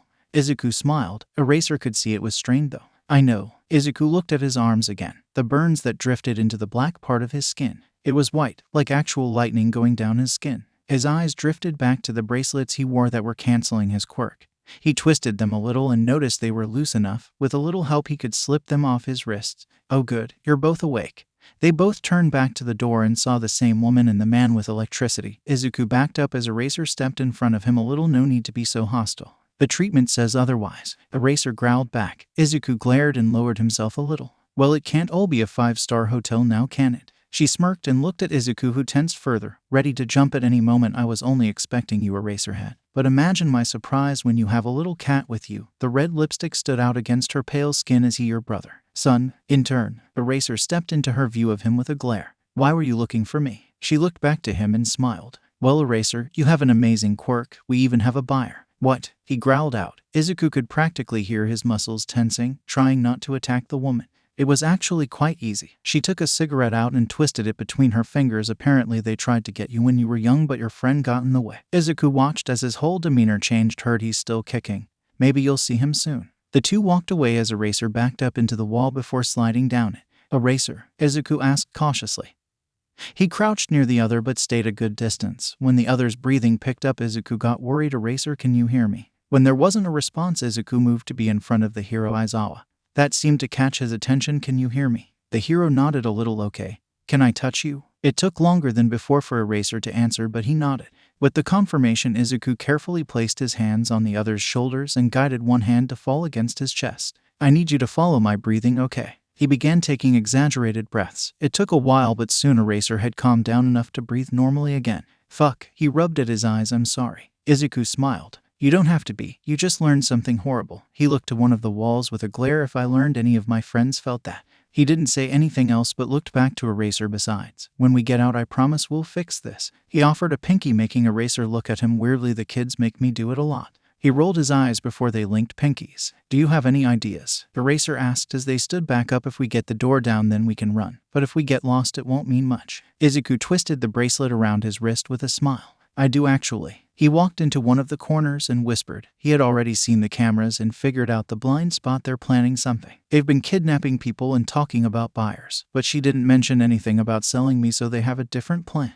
Makes sense. You have a powerful quirk, though it can still be considered villainous. It matches the description. He smiled and held onto the 2 necklaces he wore. Only issue is, my family and friends will notice quickly. He paused as his eyes widened. Kaiken. What? Izuku started bouncing excitedly but kept his voice down as he lifted the red feather necklace. Kaiken. He made this from his own wings. He's able to move and control it. He can also tell when something happens to it. When I was shocked, he must have felt it. So he already knows something's wrong. We never really got to test it fully, but if I break it, he'll know something's wrong. He unclipped the necklace and handed it to Eraser. Here's the plan. You bastard. The woman and man from before came running down the hall, hearing the shouts and what sounded like fighting. Oh, suck it up. If you can't deal with this, then you'll never be a hero. They came to the front of the cell and saw Izuku pinned under Eraser as they glared at each other before Izuku flipped their positions and punched him in the jaw. Go in there and stop them, she demanded as he opened the cell and grabbed onto Izuku, shocking him again before throwing him outside of the cell and kicking him in the stomach. It looks like we'll be moving ahead of schedule. She turned to Eraser and glared. I suggest you sit there and shut up or we sell you early. He glared but sat down anyway, watching as they dragged Izuku away from the cell. Izuku smiled a little as he slipped off one of the bracelets. As soon as it was off, he connected to the shadows and was able to map everything and find the exit. He sipped it back on as they came into a room with a chair. The original idea was to break both of you slowly, but you seem to be causing problems. He fought back as the man strapped him to the chair. He could feel the leather cutting into his skin with how tight the other made it so. We're going to go through some tests. We've learned that when put under extraordinary stress, your quirk can evolve. He felt his eyes widen before water was dumped on him, making him choke for a moment. Be a deer and scream for us. He felt himself back up against the chair as the man walked closer, lightning dancing in his palms, until all he could register was pain. Aizawa waited till they were out of sight before going back to the corner. He broke the feather in half before getting another idea. He pulled the fuzzy parts off until it left 2 stick-like objects for him. He used them to pick the lock on one of his bracelets. When it popped off, he smirked before putting it back on, but not activating it. He walked over to the door and felt around the lock. If he could get the bracelet off, maybe he could. His thoughts were cut off as he heard screaming mixed with what sounded like a roar of some kind. He hid the pieces of the feather as suddenly the door they had gone through was broken down. He watched as a black panther roared and ran towards the cage. It growled at him before seeming to recognize him. The roar changed into screaming as the panther slowly turned into a person. Izuku had his hands in his hair as he screamed, his tail and ears twitching around wildly as his fingers switched between claws and hands, his eyes turning gold before going back to the dark green he had gotten used to. Cheshire. The growling came back as the 2 from before entered the room. Grab him. When the man tried to even get close, Izuku pounced and slashed his chest, making him go down. Aizawa watched as Izuku backed up more until he was as close to Aizawa as he could get. Let me use my quirk. No, Aizawa growled as the screaming and growls didn't stop. If I don't, this won't end. I want fucking run, just let me help him. She looked between them before hitting a button that unlocked his cuffs in the cage. Aizawa tried to get close as the screaming quieted down. It looked like since the bracelets were still trapping his quirk, it was stopping him from shifting to full form. Izuku. The panther turned to him as he backed into the cage, knowing she would somehow get them back, and even if he tried to leave, he couldn't with how Izuku was acting. Come on, look at me, kid. The panther stared into his eyes as he activated his quirk, forcing him to turn back to human. Izuku panted as his body shook, his ears and tail still twitching like something was buzzing under the skin. Aizawa laid a hand on his shoulder, grabbing his attention again as the woman activated the bracelets and door again. As soon as they all left, with the man from before being dragged by what looked like a medical team, Izuku collapsed and held onto Aizawa for dear life. I got you, kid. It's okay. He ran his hand through the other's hair, noticing the twitching still hadn't stopped. Izuku seemed to have trouble focusing on anything. After a moment, Aizawa thought back to what Izuku told them, to have a call and response to make sure they did what they needed to do. Karma's a bitch. It was silent for a moment before Izuku let out a small laugh. So are you. Aizawa let a small smile grace his features as he kept a hand petting the other. He knew it had to be getting late, at least for them, as Izuku's eyes kept trying to close. Go to bed, kid. Izuku curled up and around the other as Aizawa threw a protective arm over the other. We're getting out in the morning. Keigo was going through some simple moves when he felt a small pinch. He brushed it off for a moment until he felt ripping and more strange movement. Something's wrong. Keigo ignored Gunhead as he ran over to his phone. He dialed Taoya right away. Come on, pick up. Pick up. It took another moment until the phone was answered. Are you okay? You're not hurt, right? The feather isn't damaged. Birdie, what are you? Taoya cut himself off. Fuck. Call Izuku now. The other hung up as Keigo moved the phone and dialed the other. He paused as Gunhead finally came over. He knew he was right when the phone went to voicemail.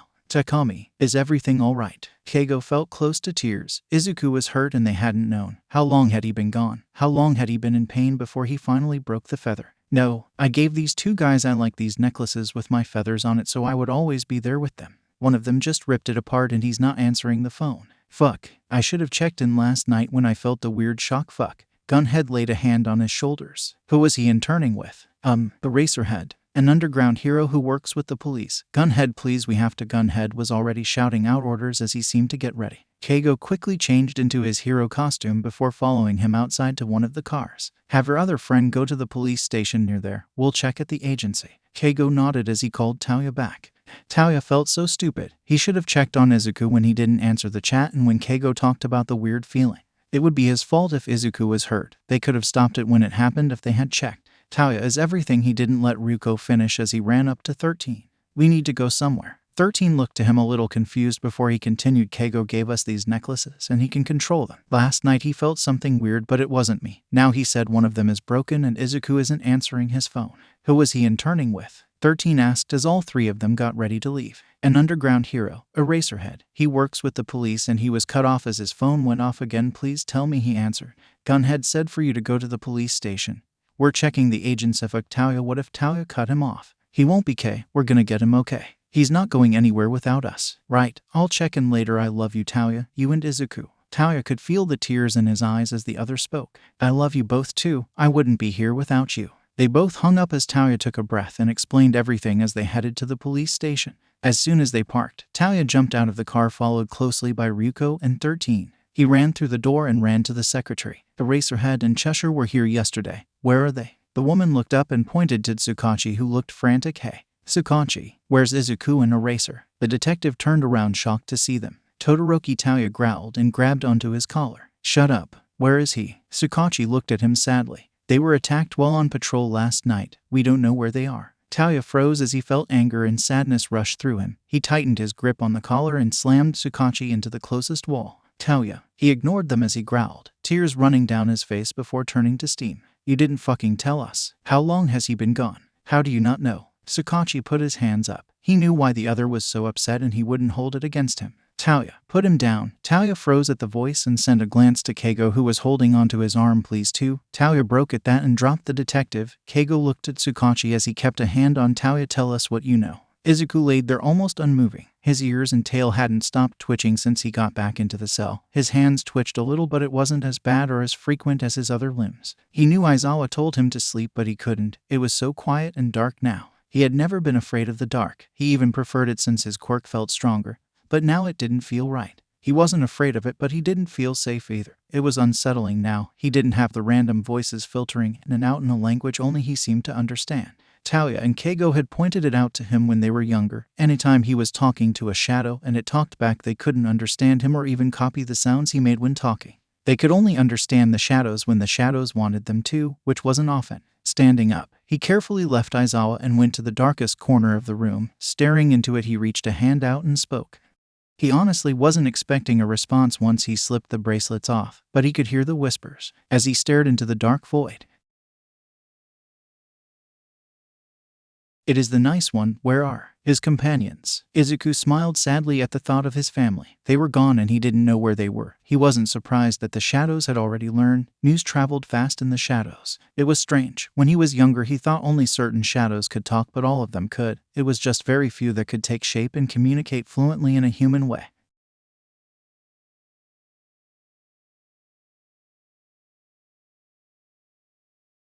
The whispers got louder, almost disorienting, as that was all he could hear now. All of them talking in panicked voices, sadness, grief, anger, empathy, all being edged into their words.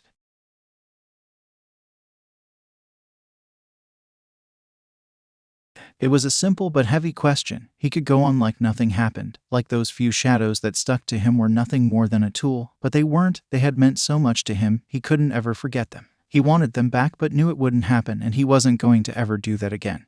He didn't want to lose someone else or get them killed.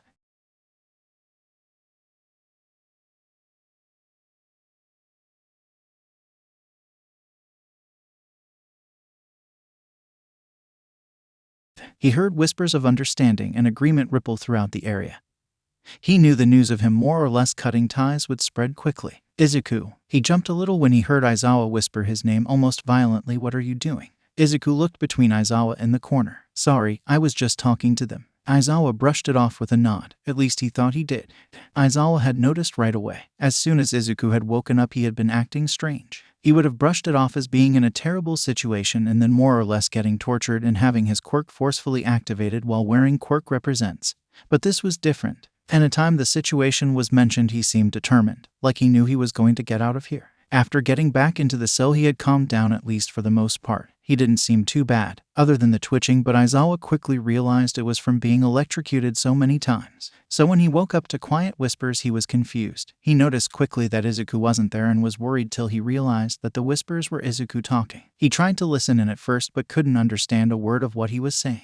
He got up and saw Izuku staring into a corner with the bracelets off, whispering in what sounded like distorted voices doubled over itself. Cheshire. The teen didn't answer as he kept talking to no one. Midoriya. He didn't want the people to randomly show up and see Izuku without his bracelets. Izuku. The teen jumped, seeming to realize what was going on, and slipped the bracelets back on. What are you doing? Sorry. He curled in on himself a little. Almost unconsciously, I was just talking to them. He moved his hand away and seemed to focus on Aizawa. The older nodded but didn't want to drop the subject. Aizawa had seen him touch his arms a few times and had assumed it was because of the huge white scar there that may have hurt, but it was getting obvious that that wasn't why he was touching it. Izuku, the younger, looked up again, seeming to have zoned out, and of course was touching his arm. I know I'm only your mentor for the week, but something's up. What is it? The teen touched his arm again before flinching a little and looking to the corner, like he was searching for something he knew wasn't there. When they took you down, I jumped over and protected you as best I could. Aizawa felt guilt that he had been taken down so easily. Leaving the kid to defend both of them, 2C called on Mayumi, Takage, Hiro, and Akami. He remembered reading something about him having familiars, as he called them. Shadows that had forms and could communicate and help him be, but nothing was working and ... and it was draining my energy, so they went back to me ...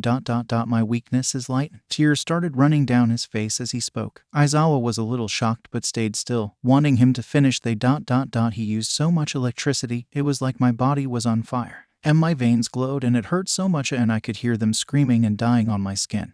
He gripped onto his arm tightly, his hands shifting between claws and fingers, drawing blood. They tried to escape. Chitheithu. Izuku trailed off as his words turned to sobs. Kid. Aizawa reached a hand out and pulled him into a hug.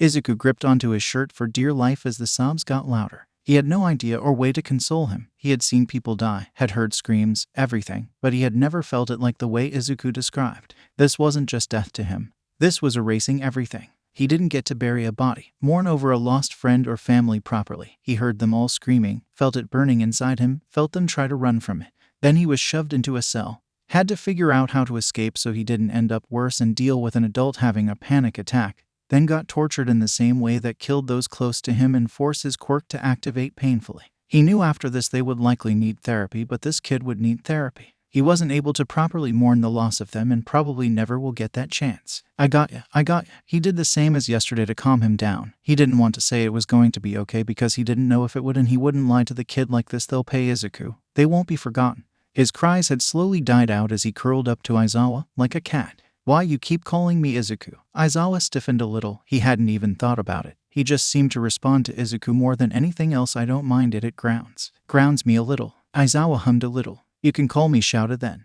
It was only fair. He knew after this it would be a surprise if they weren't somehow close. Might as well skip to the part where they call each other their first names. See, can I call you Shosho? Aizawa looked at him weirdly. Well, I already call Tuchin's little brother Shouchin, so. It's fine. Just don't let Hisashi or Nimiri hear you call me that. That got the kid to laugh a little. He was shaking less. It made Aizawa wonder if the twitching would ever stop as he got older. Karma's a bitch. Izuku perked up a little, letting the other go and whip at his eyes. So are you. Aizawa had a feeling that would become a habit. From what we know, they were taken here. Tsukachi pointed to a part of the map, almost on the other side of town. We think they tricked them or something since it's far from the normal patrol route. Tauya, Keigo, Rumi, and Ruko all sat around near the back, their mentors taking the lead so far. They thought it was appropriate to call in Rumi and gang Orca, since as soon as the other teens had told her she was demanding they go there immediately before she broke their spine. We think their base of operations are either here, or here. The heroes nodded along as the teens all typed in the chat, already coming up with plans and ways to save Izuku and Aizawa. Cat Protection Squad. President number 1. Me and Keigo are gonna go to the place most likely to have them. We'll see if we can try and use the possibly broken feather to find him. President number 2. If we can't, then we hope he'll hear us and be able to get our attention somehow. Secretary. If he is at my location, I will inform you all quickly and make sure he is taken care of as quickly as possible. Secret Service. If he's at mine, I'm killing everyone there and giving him cuddles. President number 2. Bold of you to assume he's ever leaving my arms, wings ever again after this. He is getting so many kisses and hugs. President number 1. Good, we're all on the same page. Squad out. Izuku stared into the dark corner of the room, thinking of the plan for tomorrow. After they had both calmed down, they went over a solid plan to escape. When they came to collect Izuku again, he would get the bracelets off and hold them down with his quirk while Aizawa knocked them out. Then they would follow Izuku's instructions to get out and find their weapons, armor, and belongings before finally leaving the building and contacting the other heroes. The only thing Izuku was worried about was the lightning user. If he somehow got past Aizawa and was able to target Izuku again, then they would have a problem. But Aizawa wasn't gonna let that happen again. At least he hopped. He knew Aizawa was only human though, and mistakes happen. You need to get a little rest, kid. Izuku jumped a little when he heard Aizawa speak. Your thinking is loud. Sorry, just worried. I know, we'll try our best, okay? That's all we can do. Izuku nodded his head before finally closing his eyes. Keigo paced nervously. He knew they were going to attack soon, and he prayed to whatever god was out there that Izuku was at their spot. He knew Rumi and Ruko wanted to see him, but he needed to see him breathing and alright. He turned to Tauya, who looked just as worn out as him. Your walking is stressing me out, come here. Tauya opened his arms as Keigo crashed into them, curling into his lap with his wings around them. How do you think your moms are? Keigo didn't know if anyone had even told them yet. They're a little messed up right now. Even Mitsuki is frazzled. They haven't told the kids though, just said Izu was sick. Keigo nodded as he thought about his mom. He had been spending less and less time with her since they all started going to UA. She didn't even know he liked them. When this is all over, I want to spend time with my mom. Tauya looked down at him a little confused. I'm obviously going to smother Izuku, but I've been ignoring her. I haven't hung out with her as much. I feel bad about it. Tauya laughed a little. Only you would think about that. Tauya looked at the wall a little zoned out. I think I might convince Mom and the others to let Izuku and Inko have some alone time. They haven't been alone in a while. Keigo nodded his head. Izuku slipped the bracelets off, helping Aizawa out of them as they hid in the corner, going over the plan one more time. You ready? Izuku nodded as he took control of the shadows near the door, waiting for it to be open. He could already hear them unlocking it. The seconds felt like hours before the door swung open. Hey, the man was cut off as Izuku grabbed onto them, knocking them to the ground. Aizawa activated his quirk. It seemed to confuse and distract them long enough they were able to knock them out. Go. Izuku was the first to run out, using his quirk to lead them to where their things were, keeping an ear out for anything strange going on around them. They made it to a closet-like room where they found their weapons and armor. Get this all on, don't let your guard down. Izuku nodded as he began to strap his weapons to him. He kept listening and mapping the area out while Aizawa finished getting everything. Explosion, ground floor. Aizawa hummed and looked around. Where's a less guarded exit? We can't risk that being another enemy. Focusing on the shadows, he finally saw one. The only issue was that they had to go up an elevator. This way. Keigo forced the goons back with a gust of wind as Tauya attacked people up front, though he didn't use his quirk in fear of hurting someone permanently. You two, run ahead. We have them distracted. The two nodded before quickly running into the building. All the people were outside trying to keep the heroes back while others ran ahead and freed people on the first floor. That's an elevator. Keigo pointed out. We haven't seen or heard anything. They might be kept further down. Smart thinking, Tweety. The two ran over to the elevator and stepped in, selecting the lowest floor and going through them one by one will get him back. Keigo smiled at Tauya. I know. Izuku and Aizawa finally made it to the elevator but stopped when they saw it slowly going down to them. Stay behind me. Izuku nodded and pulled out his staff, holding it to his side while Aizawa got his capture weapon ready. The only sound they could hear was the quiet dinging of the floors and their breathing until it finally stopped.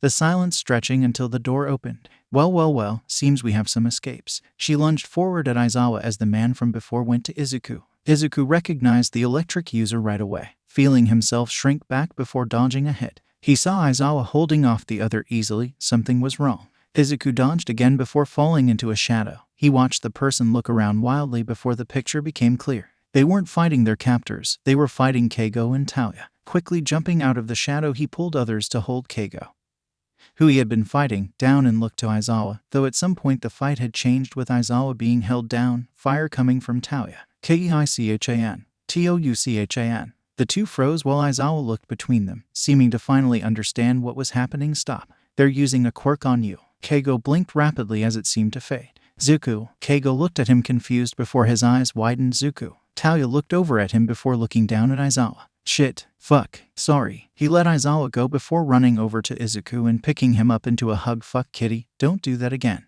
Keigo got up and joined the hug while Aizawa let them. He knew they needed to get out, but they needed this first. I love seeing you guys too. But we have to hurry. Izuku separated from them, but it was obvious he didn't want to with the way his tail wrapped around them. Are they near? Aizawa asked, looking around. Izuku took a breath and mapped everywhere around them, even the people. It felt strange to see them walking and talking.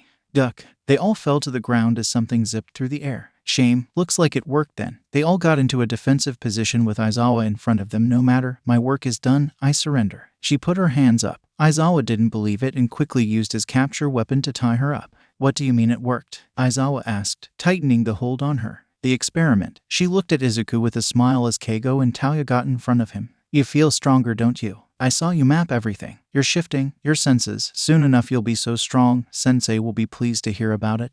And when you're ready he'll take you. It's a quirk-enhancing drug. The doctor explained with a slightly pained look. It's believed that when exposed to mass amounts of stress your quirk can mutate to protect you from outside forces. It seems like they used that along with a drug to force your quirk to evolve past what it was supposed to. He could hear his mom next to him suck in a breath while he stared at his hands. Is there any way to fix it? Could this cause other problems? She asked in a whisper, like it was a secret to know the answer. No, sadly there isn't. His quirk would have evolved over time like normal, but the process has been sped up violently. We don't know what this could do to him or his quirk, besides what it's already done. He saw the doctor's hand touch the cot near him, trying to grab his attention. He looked away from his hands and looked at the doctor. I've already told your school, but they'll want to keep an eye on you. We'll have weekly to monthly checkups to make sure nothing else has happened and your quirk isn't hurting you. He stared at the doctor for a minute before nodding his head. His mom looked worried. He should do something about that. At some point the doctor had left the two alone in the quiet room. Izuku. He looked to his mom. A small smile on his face as she smiled back at him. Rei and Mitsuki are watching the younger ones all right. I asked them to keep Keigo and Taoya away, unless you want them here all right. It's your choice. His voice sounded rough. He was tired and just wanted to sleep for a while. I think I want to be alone for now, please. She nodded and stood up. Placing a calming hand on his shoulder, he leaned into the presence more than he'd like to admit. Of course, sweetie, I'll be out in the hall for now. He nodded as she walked out. It felt strange to be in the quiet again. Grabbing onto the bandage on his arm, he ripped it off, ignoring the pain and mess made, where his skin turned black. White lightning stretched across it, cutting through the darkness like butter with a scorching knife. He didn't even have the flowers or clouds to distract from it, the markings disappearing for an unknown reason. He rested a hand on it, just feeling the raised skin of the wound, the burning pain he felt even just touching it. Before he knew what he was doing, he was tearing into the skin with his own claws, as if he pulled the scar away and they would be back. They would be safe with him. They were never safe with him, though, were they? The screaming ringing in his head proved that alone. He was never able to protect them. He used them like tools, then they were thrown away before he could stop them. I don't know what to do. His ears turned to the voice outside his door. He knew it was his mom on the phone. He's practically unresponsive. He didn't even want me in there, Sakura. So she was talking to Keigo's mom then. He couldn't hear the other half of the conversation, but he didn't need to. He felt like he already knew what they were talking about. I know, maybe the boys can come tomorrow. The doctor said he's probably just in shock. I hope he's right. Izuku looked back at the hand on his arm and moved it. He tore some of the tissue off and now he was bleeding. He stood up and wandered into the bathroom, slowly cleaning the wound before laying back down in the bed and staring at the ceiling. At some point it had turned night, but he couldn't remember the sun ever setting. He let his quirk reach out and map the building. He didn't know what he was looking for, but he would when he found it. Pausing at a room, he focused on the location before sitting up and shifting into his house cat form and wandering the halls. It took him a couple of minutes, but he was finally able to find the right room. He nudged the door open before slowly looking around the room. There were two other people in the room besides the person on the bed. One had bright yellow hair and looked worse for wear, while the other looked slightly more put together with bluish hair. He jumped onto the bed and stared at the man laying there silently. At some point he shifted back to his human form and sat there crisscross, his eyes never leaving him. He knew why he was here, but he didn't want to bother the other. His eye bags looked worse than when they first met. Are you just going to keep staring? The voice was slightly slurred, but he understood him. He felt his shoulders move but didn't look away. It was silent for a while. The older male waking up slowly. What happened to your arm? He already knew what he was talking about. Not wanting to acknowledge it further, he shook his head. Tore it? Aizawa stared at him, searching for something. Like if he looked into Izuku enough, he could find the hurt and stop it. Come here. He moved his arm and part of the blanket to let Izuku under. When the teen didn't move, he rolled his eyes and pulled him down. You need sleep. Izuku curled into his chest and gripped the front of his shirt like a lifeline. So do you ... Your eyes look bad. Aizawa huffed, but there was a hint of a smile. Fine, we both need sleep. Go to bed. Izuku leaned closer into the arms that wrapped around him protectively. Thank you, he whispered into the quiet dark, knowing the silence would never be filled like it used to. Go to sleep, kid.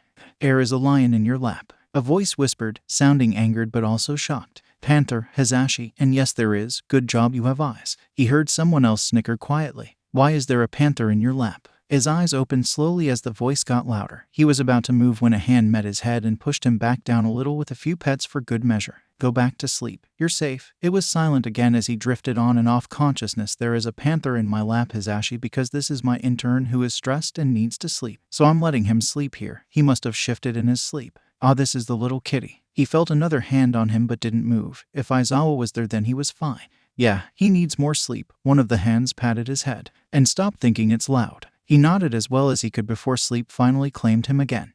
When Inko woke up to her son missing from his room, she almost broke down crying right there, at least until a nice young woman got to her. Excuse me, are you Inko Midoriya? She nodded, taking a calm breath to fight back the tears. My name's Nimuri Kayama. I'm friends with Eraserhead. Last night Izuku walked into his room. He's asleep in there. Oh, thank God. She hugged the woman tightly. Thank you. I don't know how I would have felt if he ran or something.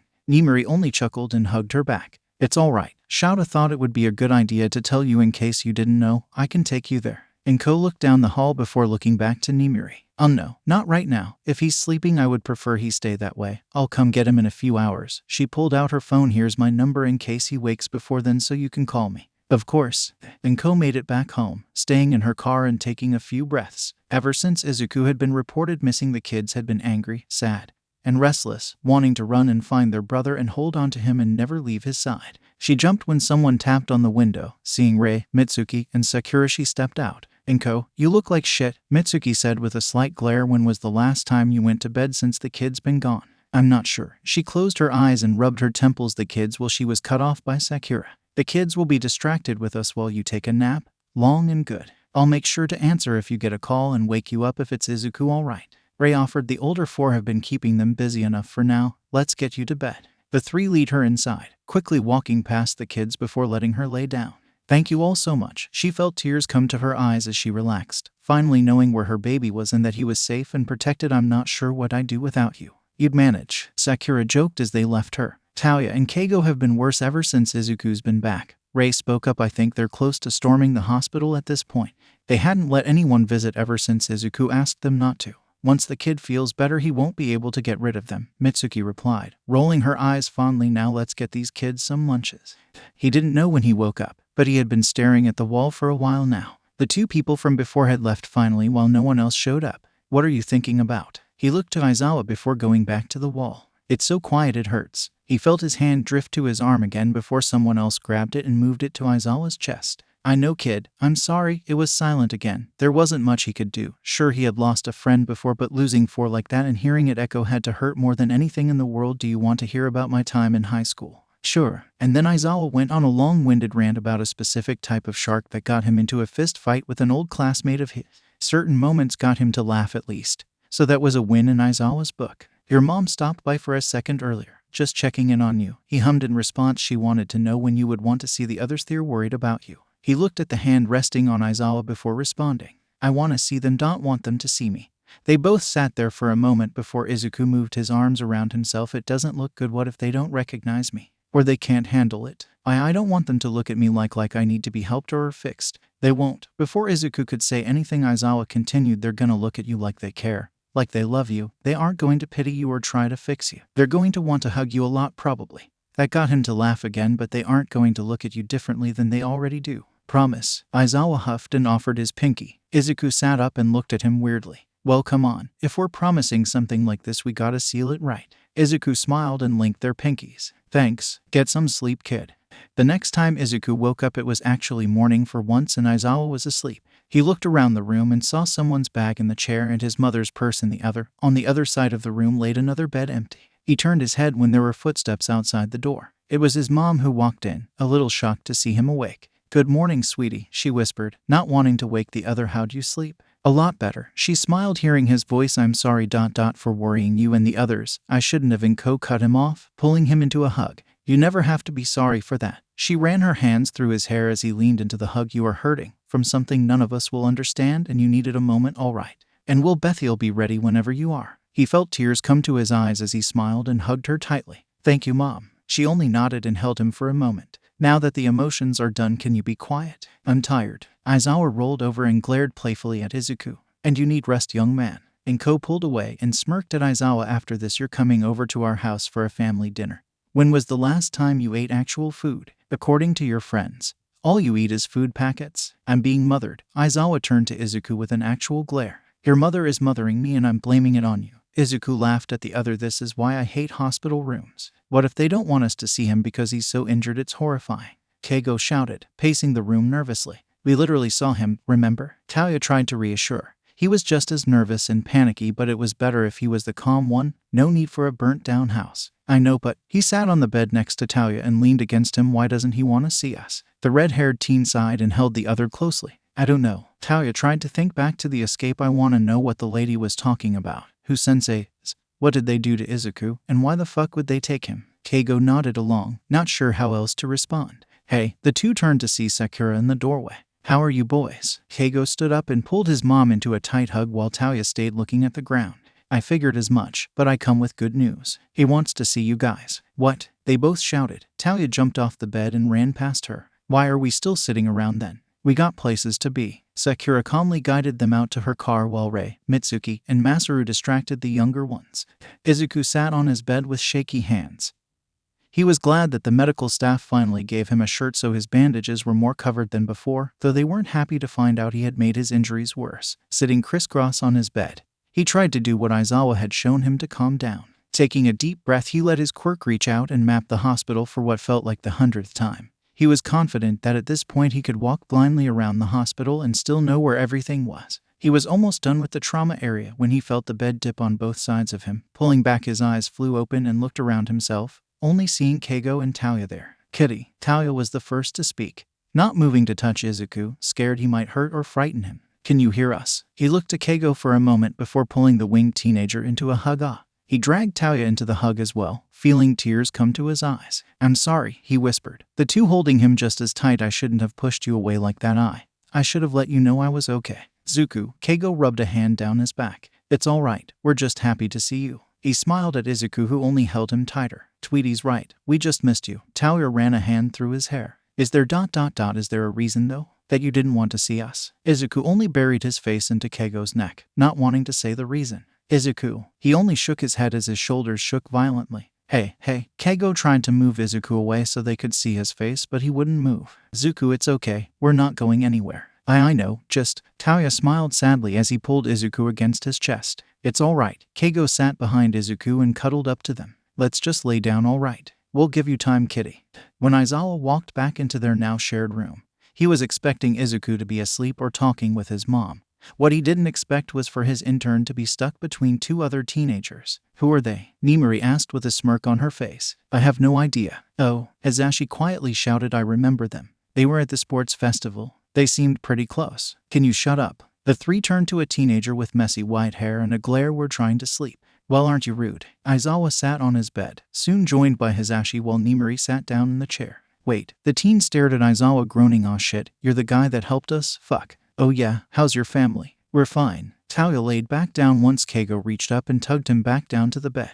Oh, they look so cute. Nimori whispered with a large smile on her face. We should take a picture. She pulled her shon out and snapped a few pictures to send to Inko and Aizawa. Stop taking pictures of the kids. Aizawa kicked her in the leg. But they look so cute. Hey, they turned to see Keigo awake. This time send those to me. I don't have your number. He grabbed her phone and quickly typed it in. Now you do. Nimori smiled. I think we're going to get along great. Izuku sighed and finally sat up, rubbing his eyes, and he smiled. And here I thought I would get a good night's sleep. Keigo gasped before grabbing Izuku's face. I thought you loved me. The teen blushed and shoved Keigo with a laugh. Shut up. He looked to the two other people in the room. We never actually got to meet. I'm Izuku Midoriya. It's really nice to meet you. Oh, you're so polite. Hazashi ran over and pulled him into a hug. It's nice to meet you too. I'm Hazashi Yamada. The cat teen squeaked but accepted the hug. Please don't suffocate him. Too late. Nimori shoved the blonde away and hugged Izuku instead. My name's Nimori Kayama. And you are just the cutest. She pinched his cheeks and petted his ears. Already called dibs, our cat, Tauya declared, still laying down on the bed.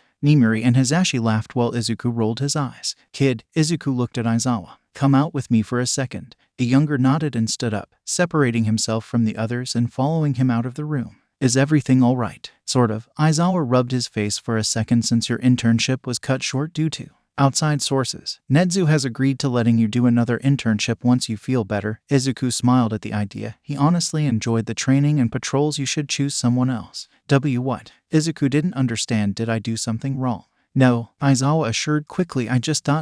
This has not been an ideal situation and I would understand if you wanted to go with a different hero. I don't. He messed with his own hands for a second. I enjoyed training with you. It was a lot of fun. And you've taught me so much already. I want to keep learning from you. He looked to Aizawa who was covering his eyes. Are you crying? Shut up. Finally able to leave the hospital, Izuku was excited, nervous, and terrified all at once. He can almost guarantee that if he was alone he probably would be shaking and crying. But with Tauya, Keigo, and his mom with him he felt a little better facing his younger siblings. It'll be fine. Just take a deep breath, alright. Keigo tried to offer his best advice, but all he knew how to do at the moment was be there. I know. But Inko cut him off with a wag of her finger. No buts, young man. They'll treat you the same. They don't know anything unless you want them to. He nodded slowly as Tauya laid a hand on his arm. Come on, kitty, let's go in. As soon as they walked through the door, Izuku was tackled by Katsuki, Shoto, Himiko, Natsuo, Fayumi, Rumi, and Ryuko. They were all talking over each other. It was hard to decipher what they were saying, but from what he could hear they were just asking what happened. Guys, you're freaking him out, Tauya shouted, picking up the younger ones while the teens all took a step back. Deku, what happened? Are you sick? Katsuki shouted, tugging on the older's sleeve. Yeah, Mama said you were in the hospital, Himiko added while Shoto nodded along. Always being the quieter of the three, Izuku paused for a moment. What did he want them to know? He had been kidnapped, used, and experimented on, but they were so young. Yep. He crouched down to their height. I got a little sick so I couldn't be around for a while, but I'm all better now. The three smiled and all hugged him, though he could see Tauya and Keigo trying to explain things to Rumi and Ryuko. I'll be right back, alright. I gotta talk with these two. Then why don't we go play at the park? Yes, I wanna play on the monkey bars. Can we get ice cream? Izuku nodded his head as he dragged the teens into a separate room, knowing that Inko, Masaru, and Sakura would distract them. Izuku, what actually happened? Fayumi asked, laying a hand on his arm with a soft look. They had all heard he was kidnapped but didn't know anything else. A lot. I'll start from the patrol. Voices echoed around him, bouncing off of invisible walls, causing it to grow louder and louder as he sat in the void with his hands over his ears. You let them go. You did this. They were safer without you.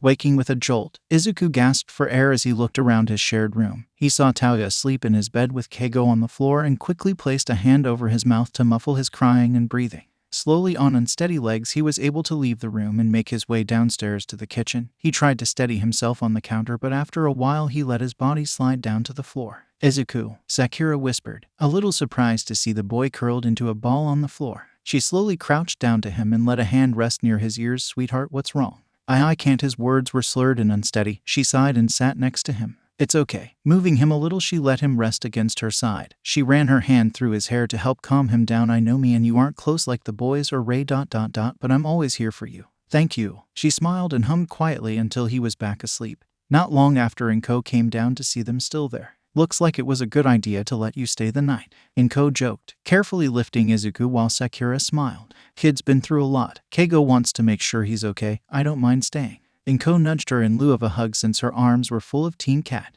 Thank you so much. You, Ray, and the Bakugus have been a real help. Slowly the two made it back upstairs and opened the door, setting him back in bed and tucking him in before leaving. Let's be real here. Our families are gonna be stuck together forever. The two laughed quietly before they went back to the kitchen to continue talking, Ray joining them not long after. Going back to school seemed like the hardest. It wasn't a surprise that news traveled fast about what happened.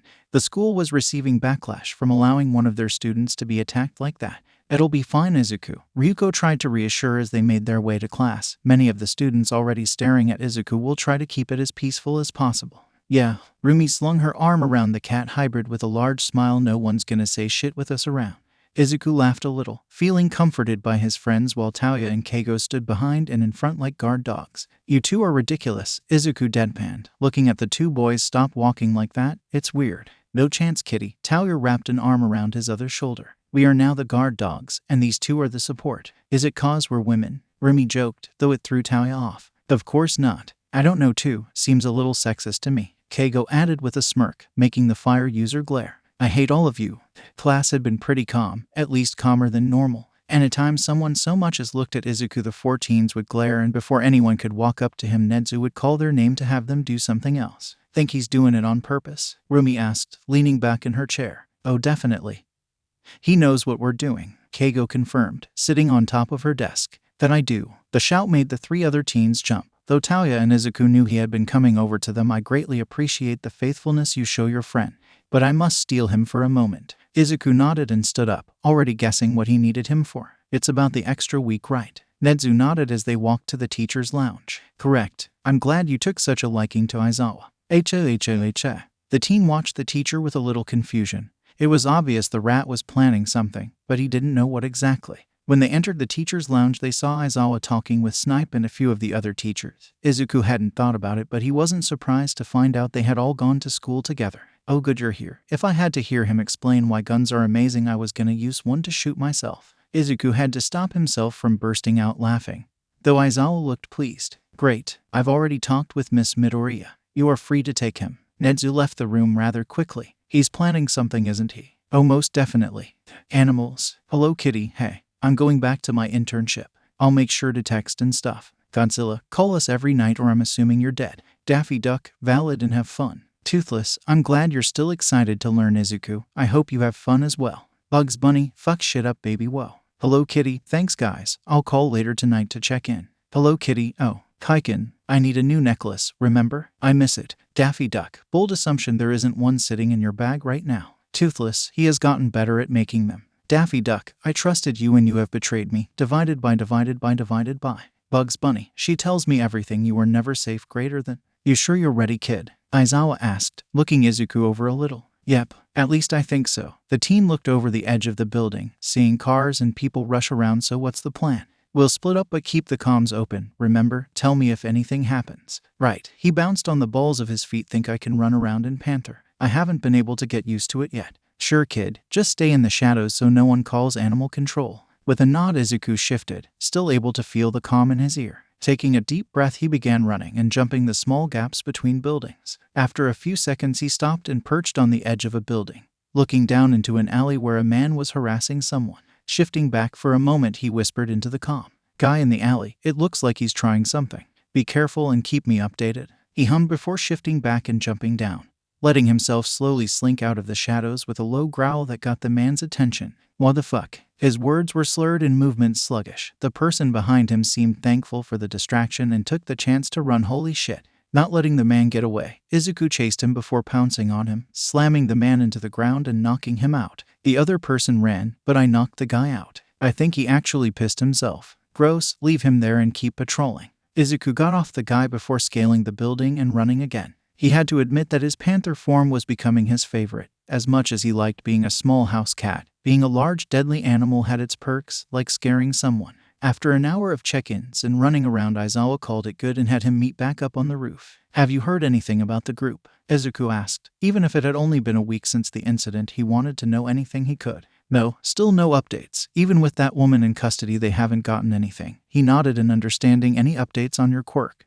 Not really. My transformations are faster and they think my shadow travel is getting faster too. Aizawa stared at him for a moment. You're hiding something, Izuku. The cat hybrid froze a little before laughing awkwardly. Yeah, I am. He looked at his hands for a moment, his eyes meeting the familiar black before they traveled to the white scar hidden under clothing. They think I'm getting unstable. How so? I'm transforming in my sleep. My ears and tail never stop twitching. When I transport with the shadows, they stick to me for hours, dripping off like water. The list goes on apparently ... but that's all they've told me. Aizawa hummed, opening the door to the agency and waving to his coworkers. When was the last time you consistently used your quirk? The silence was enough to answer. That's what I thought. For the rest of the week, I want you to use your quirk as much as possible. But aren't you always telling people they rely too much on their quirks? Those people do. But you're not using yours enough. If you want to get better, then you need to train with your quirk. Izuku nodded along as they made their way back to the sleeping quarters. He could hear crying. At first he thought maybe it was a dream, but when he pinched his arm and nothing happened, he knew he was awake. Sitting up, he looked around the room to see Aizawa still asleep. So what was making the noise? Letting his quirk stretch out to the world around him, he searched for whoever was crying. No one else in the building was awake, but there were a few people outside. Shosho, he nudged the other lightly, getting a groan in response. Someone outside is crying. It's a kid. Seeing a little more, he spoke again. I think he's lost. He's covered in something though. Aizawa groaned louder but sat up. Get dressed then, let's see what's up. Quickly getting dressed. Izuku was the first one outside, Aizawa trailing behind him lazily. Looking around he couldn't see the kid, but he could hear him. Over here. He led Aizawa around the back of the building. When the older showed signs of finally hearing it, he knew they were close. Go house cat kid, don't want to scare them. He nodded and quickly shifted before jumping onto Aizawa's shoulder and hiding in his scarves. After a moment they were finally able to find the kid. They were hidden behind a dumpster, quietly crying to themselves. Their clothes looked ragged and covered in blood. Hey, the child froze at the voice, looking to Aizawa with fear. I'm not gonna hurt you. He lifted his hands a little. Are you okay though? Hurt anywhere? Are you a hero? I am, so is my friend here. Taking the cue, Izuku hopped off his shoulders and sat in front of the kid, who looked at him in wonder. Is it okay if he turns back to normal? We don't want to scare you. See, can I pet him? Izuku nodded, walking closer to him. Wait. He stopped and stared at the kid. When I pet my dog he disappeared. Is he gonna disappear too? What do you mean? I was holding and then ... Then he started to turn to dust. Is he gonna turn to dust? The two heroes looked at each other before Izuku turned back to human. Is it okay if I see your hands? What if you go away? I won't, I promise. The child hesitantly showed him his hands. Each of his fingertips looked like they were covered in something. I think he has a touch-active quirk, which means we can't touch his hands and he can't touch us. Not exactly. Izuku took his own gloves off, ripping off 2 fingers from each one. Can I see your hands again? This'll stop us from going away. Slowly putting the gloves on, Izuku was happy to see they hadn't turned to dust yet. All right, my name is Cheshire. Can you tell me your name? He offered his hand to the kid. The kid stared at it for a moment before slowly and shakily taking it, almost crying tears of joy as Izuku didn't change. The kid quickly latched onto Izuku, crying into his chest. Whoa, hey, it's okay, I'm okay. The kid kept crying before hiccuping out a few words. But they aren't. Izuku looked to Aizawa, who seemed just as shocked. Let's get him to the station. Getting him there had been the easy part. Since he hadn't let go of Izuku, they could just have the team carry him around. Getting him to answer questions had been the hardest part though. With him crying and refusing to talk to anyone besides Izuku and Aizawa, it had become clear that the two would need to do the questioning. Can you tell me your name? Tenko. Alright Tenko, can you tell us what happened? I didn't mean to, I really didn't. Please believe me. I didn't. He cut himself off, dissolving into sobs once again. Izuku quickly pulled the kid close to his chest, rocking lightly and shushing him. SHH, it's okay, we know you didn't do anything wrong. He slowly quieted down, but didn't try to say anything. Sighing, Aizawa turned to his intern. I'll have one of the officers run his name and description to see what we can find. See if you can get him into some clean clothes. Izuku nodded, watching Aizawa leave before looking down at Tenko. Hey, do you want to get clean? I bet those clothes are really uncomfortable. Can I keep the gloves? Of course you can, they're a gift. Now let's get you cleaned up. Picking up Tenko and taking him into the bathrooms, he helped the kid get out of the clothes before throwing them into the trash. Using the paper towels, he was able to clean away most of the blood and dirt, showing the kid only had a few scrapes and bruises. Taking off his jacket, Izuku put it on Tenko before picking him up again and going back into the office. Does that feel better? Tenko nodded, looking much better than before. Alright, once Shosho comes back I'll go and get you some real clothes. Alright.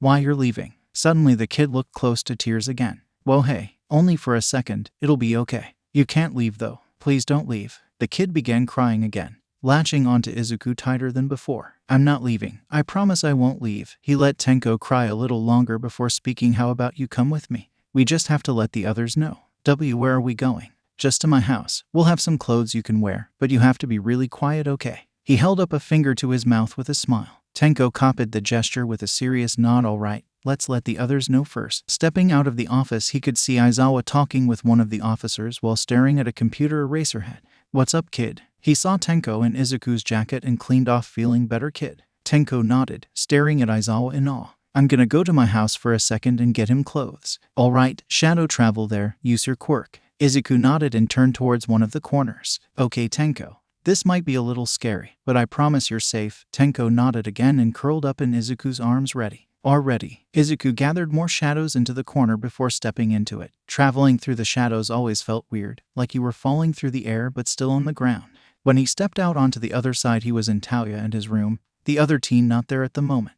Remember, quiet. He quietly snuck out of the room and walked to his little sibling's room. He saw only Himiko in the room, Shadow probably with his brother or mom. He opened one of the drawers and pulled out a plain black shirt and blue shorts. Izu. He froze and turned around, seeing Himiko awake and rubbing her eyes. What are you doing home? Are you sick again? No, I'm alright. Go back to sleep, alright, Himikin? She only nodded mutely before falling back to the bed. Using the shadows in the room, he appeared in the office again, helping Tenko into the new clothes. Who was she? That was my little sister. Her name's Himiko. He threw his jacket on one of the open chairs, deciding to wash it later and stay in his short-sleeved shirt. She seemed nice. She is. Maybe after this you could meet her. I'm sure my mom would love to meet you too. Tenko looked at his hands with a frown. What if I hurt them? Izuku paused. It sounded so similar to what Shadow said when his quirk activated, full of fear and anger at himself. Hey, he looked at Tenko. You won't, and even if you did, that wouldn't change anything, all right? Okay. Kid, they both turned to Aizawa. We got a location. Izuku looked down at the kid in his lap. He didn't want to leave Tenko, but he needed to help Aizawa investigate. Okay, I do have to go for this, but let's make a deal. Tenko seemed willing to listen as Izuku pulled out a headset from his utility belt. This connects to a little device in my ear, and this will let me hear anything you say. I have one too, so we can talk to each other the entire time, but I have to leave to help Eraserhead. But you'll be back, right? And I just talked to you with this. That's right. It'll only be for an hour or so, okay? Then I'll be right back, but you'll have to stay here, okay? I can do that. Izuku smiled and ruffled his hair. Good. He helped Tenko turn on and put the comm in his ear. Now when you want to talk to me, just speak into this and I'll hear you, okay? Oh, okay. Izuku nodded and gave the kid one more hug before following Aizawa out of the station. He led them over to a group of cars, seeing the detective sitting in the driver's seat. See Cheshire. Izuku pulled his mask on and changed the mic settings so the others wouldn't be able to hear him talk. I'm here, Tenko. Is everything okay? Sorry, I just wanted to make sure that. It's okay, Tenko. Why don't I tell you about my friends? You wanted to meet Himiko, right? She seemed nice. She is. Maybe in the morning you can meet her and the others. There's Katsuki. He's a little loud, but I'm sure if you asked him he could tone it down for you. Izuku heard the kid hum a little. There's also Shadow. You know, he was pretty scared of his quirk. Really? Yep. He can create ice and fire. He accidentally froze his brother's arm one day and panicked. But I told him the same thing I told you. It's okay because you didn't mean to hurt anyone. But what if I did hurt someone? Izuku leaned up, laying across the console and connecting his comm to the car. Tenko, did you hurt someone? Both adults perked up at the question. Aizawa and Izuku knew the kid mentioned people turning to dust, but if he could get Tenko to explain, it would help them with the investigation. I didn't mean to. I know, Tenko, but can you tell me what happened? Izuku pulled out a cord and connected his comm to his phone so he could record everything for Tsukachi to use. Dad put me outside again. He said I was being bad, but Mom said I didn't do anything wrong. The kid paused for a moment, taking a deep breath. I was with our dog when a man in a suit came up to me, said his name was Sensei. All three flinched at the name. Izuku laid a hand over his scarred arm. He said he could give me something to protect myself, and I just wanted it to stop hurting. Izuku almost teared up, needing to breathe before he spoke. It's okay, Tenko. Do you need a minute? We can talk about something else. But this will help, right? It can, but we won't force you to talk, Tenko, Tsukachi assured, revealing that the other two were listening. Oki won't get in trouble, right? No, you won't be in trouble. You telling us this helps us stop that from happening, okay? Okay, he gave me the quirk. I know he did because I didn't have one before. Mom said that's why Dad was always angry at me. Aizawa put a hand over his eyes, gritting his teeth as the child spoke. He said it would help me, but then Dad came outside and grabbed my hand. I don't know what happened, but he started screaming and then he was gone. Mom and the others came outside and there were slight sobs over the line. It's okay, Tenko. Take some deep breaths, okay? Deep breaths. I grabbed Mom and then she was gone, and it just kept happening until they were all gone. I didn't mean to, I promise. We know. Izuku looked to the others. We'll be back soon, okay? Your promise. You won't leave still. Promise. Tsukachi nodded outside, showing they were at the location. Izuku nodded back and disconnected his comm from the car as the other two got out. Do you have a favorite color, Tenko? Izuku asked, pulling his mask up as they wandered around the back of the house. I like red. So does Himiko. I have a friend with really bright red wings. I'm sure he'd love to show you. When they entered the backyard, they all froze, seeing ashes surround a circle, likely where Tenko had been standing. Really? Is he a bird? Izuku pretended to laugh as Tsukachi took pictures while the two went inside the house. His name is Keigo, but his hero name is Hawks. As they went further into the house, it all felt wrong. Everything looked just a little too perfect, so different than what Tenko had hinted at. But Shadow has red hair. Well, I wish I had red hair. Mine's just black. I think it's nice. Your eyes are red though, right? Going into the basement, they saw more signs of abuse. Scratch marks on the door with old blood, belts hanging up, and even more disgusting things they had a hard time looking at. Yamams were red too. Hana had red eyes too. They climbed back up the stairs. Who was Hana? She was my older sister. I think I hurt her. Would she be angry with me? No, Tenko, I don't think she would be. I'm really tired. That's all right. Why don't you grab my jacket on the chair and get comfortable? Aizawa nodded outside where Tsukachi was waiting. We'll be back soon, okay? Okay, Ken, there you are. Izuku froze at the voice, getting Aizawa's attention. It didn't sound like anyone at the station. Tenko, who's in the room with you? Aizawa's eyes widened as they both rushed out of the house, the underground hero explaining what was happening to Tsukachi. It's who are you talking to? It sounded angry now. Tenko, I need you to hide, okay? Go to the darkest place you can find and don't come out till I'm there, all right? He turned to the others and pulled his mask down. I'm Shadow Traveling Bear. Grab the kid and get the hell out. You want to have backup? Izuku nodded and ran to one of the shadows. There was shuffling on the other end of the line. He could hear the voice taunting Tenko. Where are you hiding, Tenko? 2 went into a closet, I think. Stay there, I'm coming. He appeared near the front of the police station and looked through the windows. He didn't see anyone inside though. Silently opening the door, he ducked behind the desk before covering his mouth. The woman who ran the front was on the ground, her neck bent out of shape with a pool of blood under her. He dragged his eyes away from the scene and saw a few others on the ground, some still breathing. He slunk into the shadows, checking a few of the closest or cabinets near the front before making his way to the back. What do we have here? Izuku dragged shadows onto his staff, creating the axe and aiming it at the man. He looked almost exactly like Tenko had described, other than the fact the man didn't seem to have a face. It's you. What did you do? He knew Aizawa told him to get the kid and leave. But if this man had already seen him, he didn't have much of a choice. Sadly, some of these people were in my way. But don't worry, the same won't happen to you or the child. You're both too important for my plans. Izuku took a small step back, letting his quirk reach out and locate Tenko. Neither of us are helping you with anything. Interesting creature, aren't you? The man ignored him and took a step forward, tortured and changed for a greater cause you know nothing about. You know nothing about me. I know everything about you, Izuku Midoriya, or do you prefer Cheshire? The teen glared and shifted his feet, ready to pounce. I prefer you not refer to me at all. The man chuckled, lifting a hand. Yes, well, I am here. Izuku jumped as he heard someone burst through the doors. Looking over, he saw the number 1 hero standing there in all his glory. Looking back to where the man was, Izuku realized he was gone. Are you? He ignored the hero and ran to where he knew Tenko was. Tenko screamed as he opened the closet before he saw who it was. You're okay. I'm okay. Izuku picked him up and held him tightly. Good job, you stayed hidden. I was scared and he hurt. You're okay now, you're okay. He covered Tenko's eyes as he walked back out to the front, making sure the kid couldn't see the people on the ground. Please tell me an ambulance is on the way. All Might nodded hesitantly. As soon as the detective called me, he informed me that he would be sending medical personnel. Izuku let out a sigh. You both seem awfully young to be in a police station. I'm a hero intern. We found Tenko earlier and Izuku trailed off a little. Can you take him for a moment? I should see who's hurt and if they need help. Young Tenko, this is All Might. Do you know who he is? The hero stopped and looked to the child, who nodded, smiling at him. Okay, he's gonna watch you for a few. Okay, I'll be right back. Okay. Izuku handed Tenko to All Might, who didn't seem capable of arguing with the teen. Taking a deep breath, he tried to remember what supplies he had on him. Shaking his head, he ran back in and listened for heartbeats and breathing. He checked over the ones with fainter heartbeats first to see if there was anything he could do before checking on all of the others. From the initial attack, he could tell there were at least 3 dead, 6 heavily injured, and 2 knocked out. What scared him was that a lot of them were lucky. They were also lucky the man attacked while most of the officers were out. When he heard the sirens getting close, he went back out front and took Tenko. Tenko, some nice people are gonna come here and help people, all right? I'm gonna have them look you over and take you somewhere safer, okay? See, can I still talk to you? Yep, just like before. Make sure this is on, okay? Tenko nodded as different emergency service vehicles pulled up. It looked like Tsukachi had called enough ambulances for everyone that had been in the building. Cheshire, what happened? The teen turned to Aizawa and Tsukachi. When I got here, he had already attacked. I looked for Tenko before distracting the man until All Might got here, then he left. Tsukachi nodded before going to help some of the workers with collecting everyone.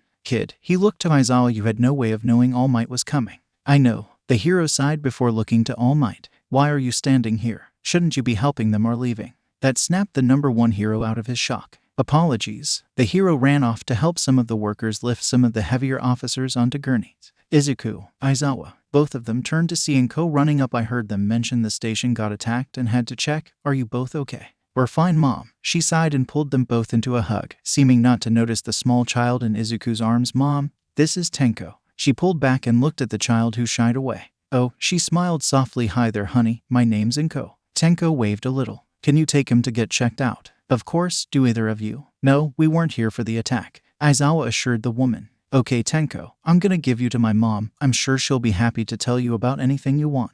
The kid practically had stars in his eyes as he looked at Inko, who was more than happy to take him. That's right, Tenko, I know all about everything. Really, really. Izuku smiled as the two walked back to one of the trucks. Izuku, Aizawa grabbed his shoulder. What was your plan? I told you to grab the kid and go. What happened? I planned on doing that. Izuku thought back to behind the desk. Seeing that woman's body, I was trying to find Tenko when he showed up behind me. Had talked about me not knowing my purpose, that I was going to play a part in his plan.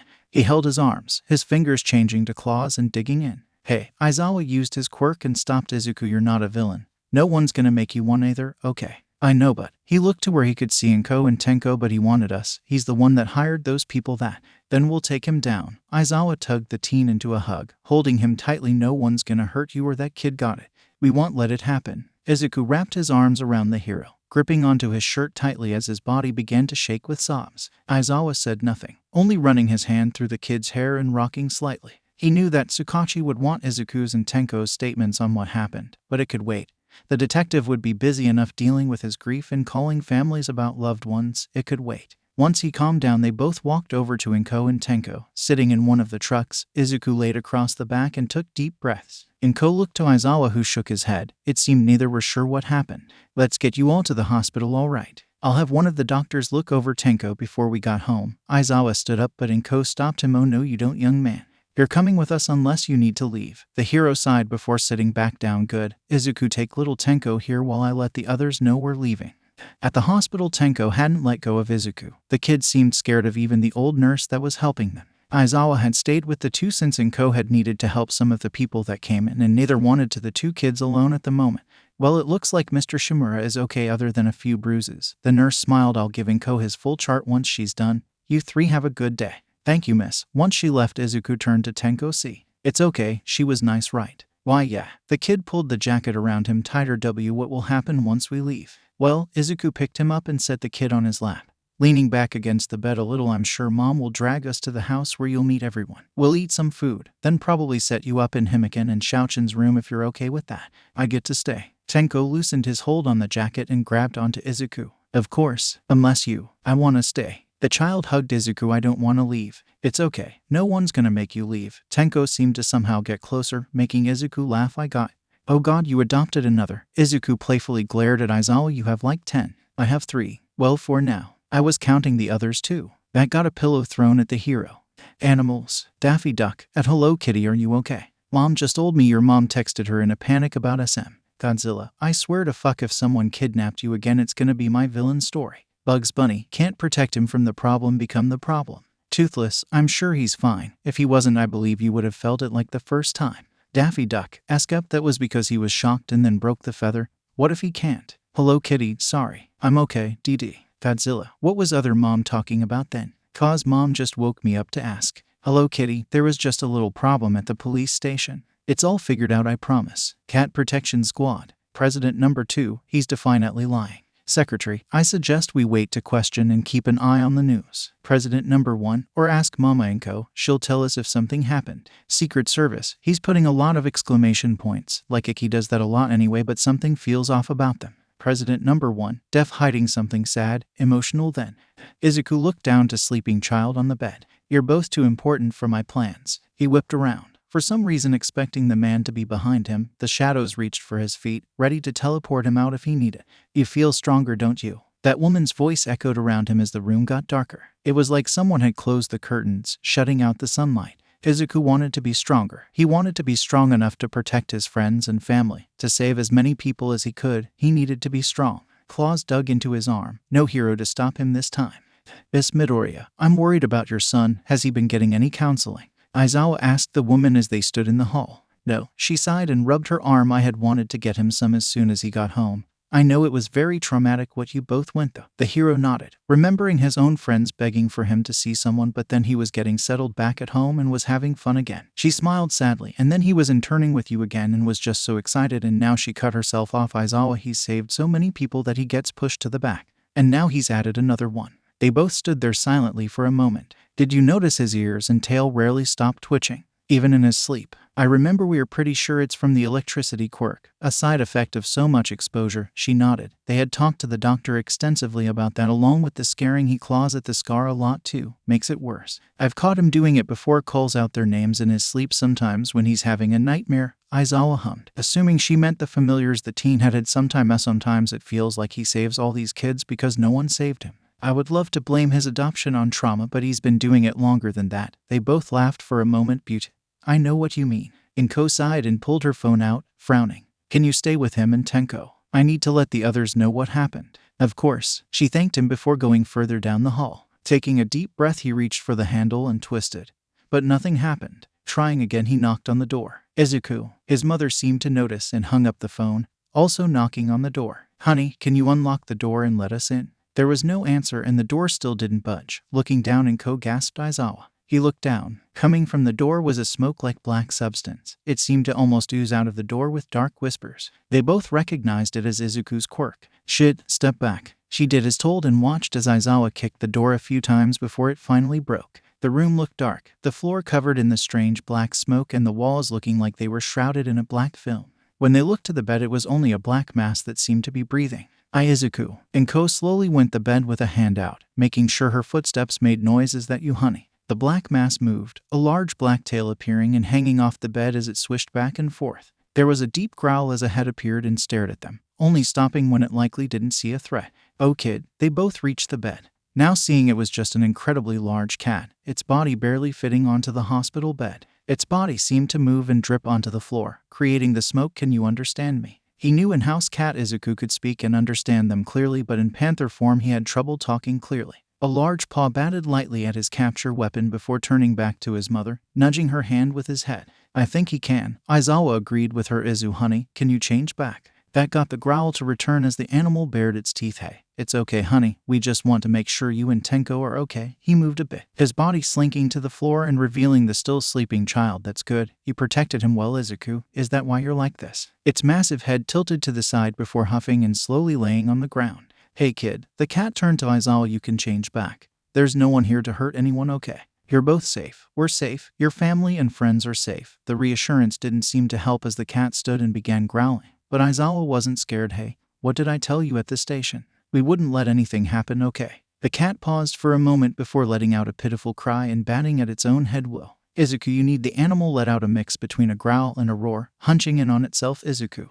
Aizawa, take Tenko, please. He looked over to see the kid cowering. Please. He nodded and grabbed the kid, taking him out to the hall and trying to calm him down. Hey, it's okay. What was that? Where's Cheshire? Aizawa shushed the kid, rocking him slightly. That was Cheshire. He's just a little scared right now. He's scared. He moved to look back into the room where Inko was quietly talking to the large animal. But he'll be okay, right? Aizawa looked into the room. He could confidently say Izuku Midoriya was important to him. The kid had carved out his own little spot in Aizawa's own small heart, right next to Nimiri and Hisashi. I hope so.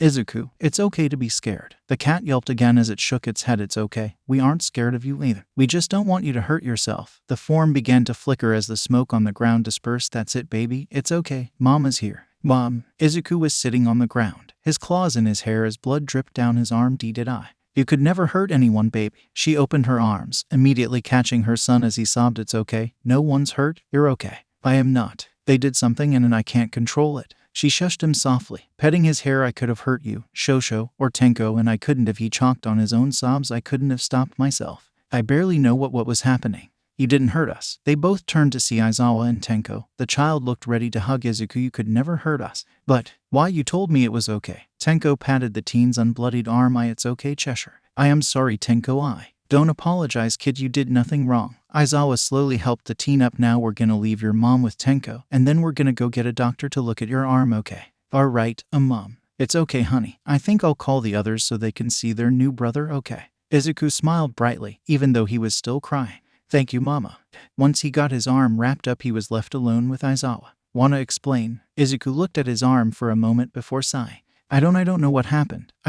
He took a deep breath. I thought about what that man said and the woman that took you, and then I just felt weak, I guess. Like I couldn't protect them, and then I couldn't protect myself, and then he put a hand over his mouth before he could say much else. Izuku. Aizawa sat next to the teen. I might only be a little older than you, but I've been in this industry, so you can tell me, okay? It's not that thighs is gonna sound bad, but it's not that fact some people died. He rubbed the back of his neck. I wish I could have helped them. If we had taken Tenko with us, if I had stayed, or I don't know. Hey, he grabbed the teen's shoulder. I understand that your feelings are complicated. You've barely gotten a break from everything. You now have 2 adopted little siblings. Your friend's family also living with you, wanting to be a hero who can help people, and I've lost track of what I was saying. But I get it.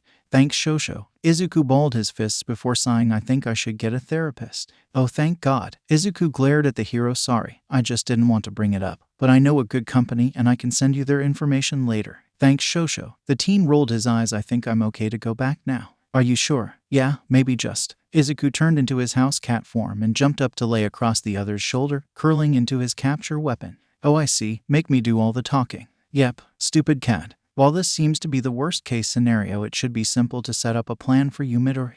Nedzu shuffled some papers. We have an on-site counselor, but if there's someone else you would like to see. Eraserhead gave me the card for a company he uses. He handed the card over. Mom said she'd help me set up an appointment with them if I wanted.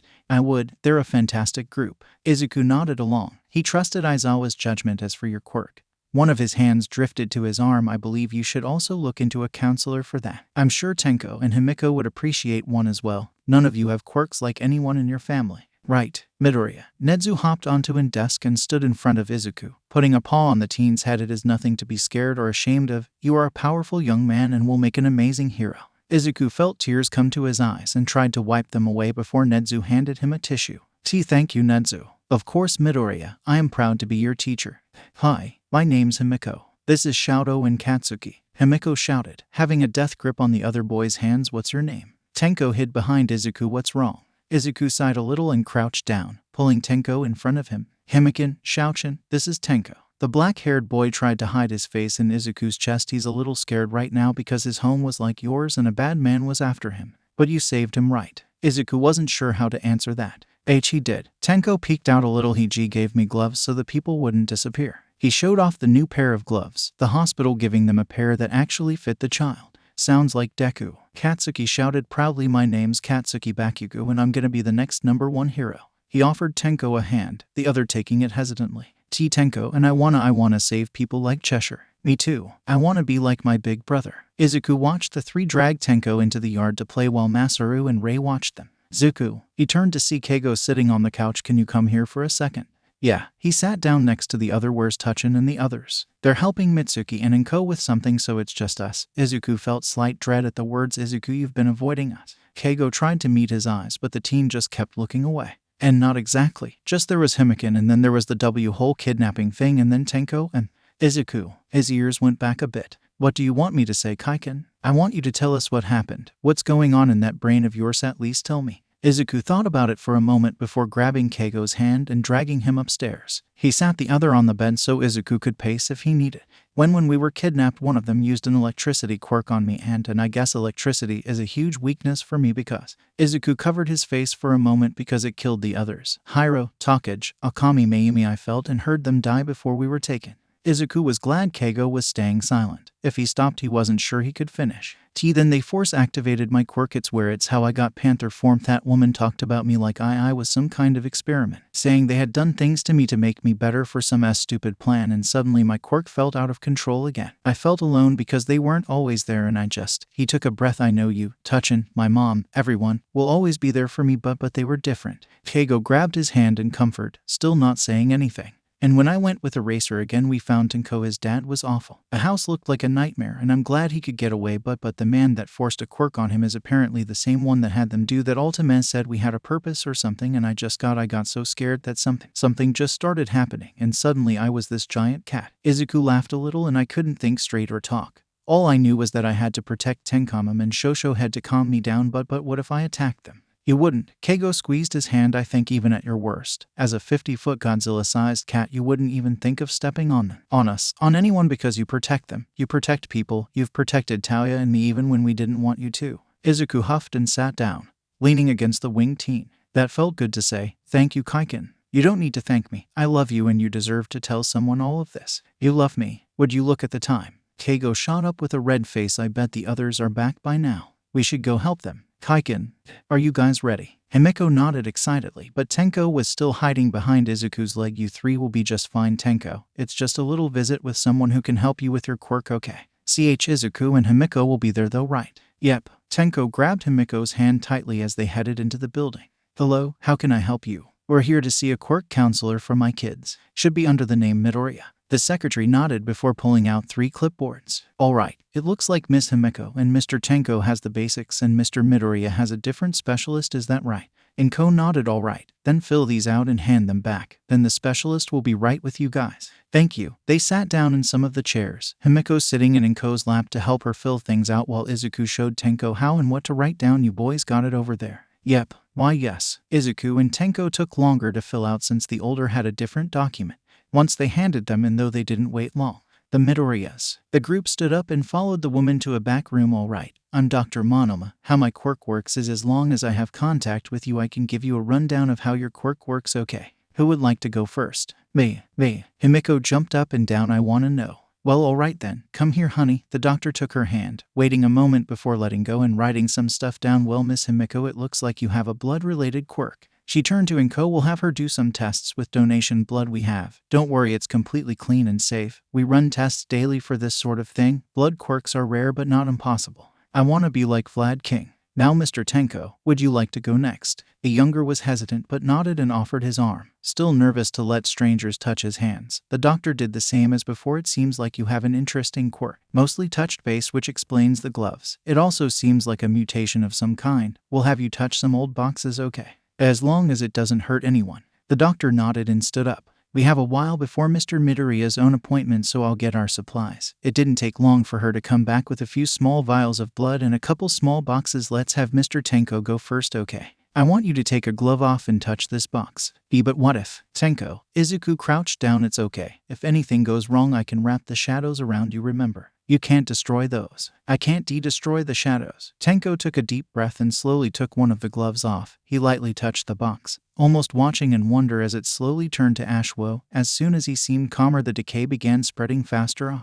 Luckily, only the box disappeared. Still, why did it speed up? It's okay, honey. Your quirk must react to your emotions. So when you're happy and calm, it reacts normally. But when you're scared, it goes slow. The doctor explained. Do you want to do it again? And not right now. Let Himeko go next. I want to try. Well, aren't you excited? She pulled out one of the vials. This is my own blood, okay? I want you to hold the vial and then do what you feel is right. Okay. Himeko stared at the vial for a long time before uncapping it and drinking it. Inko and Izuku were surprised while the doctor only smiled and watched as Himiko's form change. Suddenly she had long blonde hair and looked exactly like the doctor. I turned into the doctor. It looks like when you consume someone's blood you turn into a copy of them. Completely identical to it looks like. She wrote it all down in the file. I'm sure the amount of blood translates to time. But that's something you'll want to test with a different doctor. Same with Mr. Tenko's quirk. I can give you the number of the professional. Thank you, ma'am. Do you know if she can change back? Himeko had picked up Tenko, still looking like the doctor, and spun him around.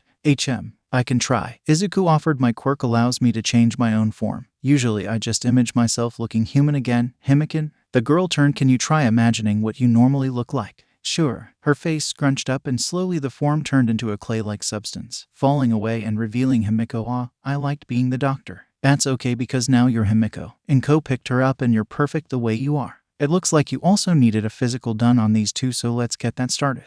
Once they were done, it was almost time for Izuku's appointment. He had asked the others stay. If they were going to get him to try and change into the larger cat form, he trusted his mom and siblings to get him back to normal. All right, I got everything in your file as well as everything your teacher and what looks like a pro hero sent me. The man shuffled the papers a bit. So you've always been able to change forms. Sort of. I discovered one day that I could turn into a house cat. Then after everything I was able to turn into a panther, and one night I just kinda turned into this giant cat made of shadows. Inko nodded along. We saw black smoke coming out of the room. It almost flowed like water, and when we went in the entire room was dark and covered in it. Izuku was a large cat and when he walked around it looked almost like his body was melting. The man hummed. I see. Well, let's go over the basics of your quirk first. They had Izuku travel around the room using the shadows, talking to the shadows, controlling them, and even checking his eyes and ears for sound and seeing in the dark. Well, everything seems normal, though your tail and ears twitch more than normal, and I'll assume that was caused by the electrical damage. It's been that way since. Alright, let's go into forms then. Change and tell me how it feels and how clear-minded you are.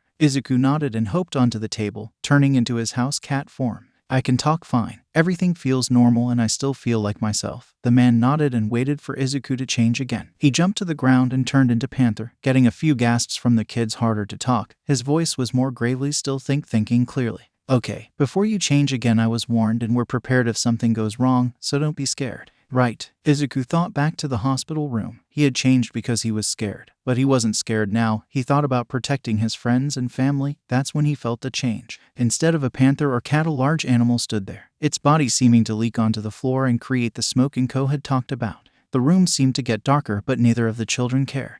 Kitty, Izuku, you're so big, Himiko shouted, getting the large animal's attention. It let out a huff before nudging her with its head. It feels weird. How does it feel? The doctor had a feeling Izuku would react badly to a stranger at the moment.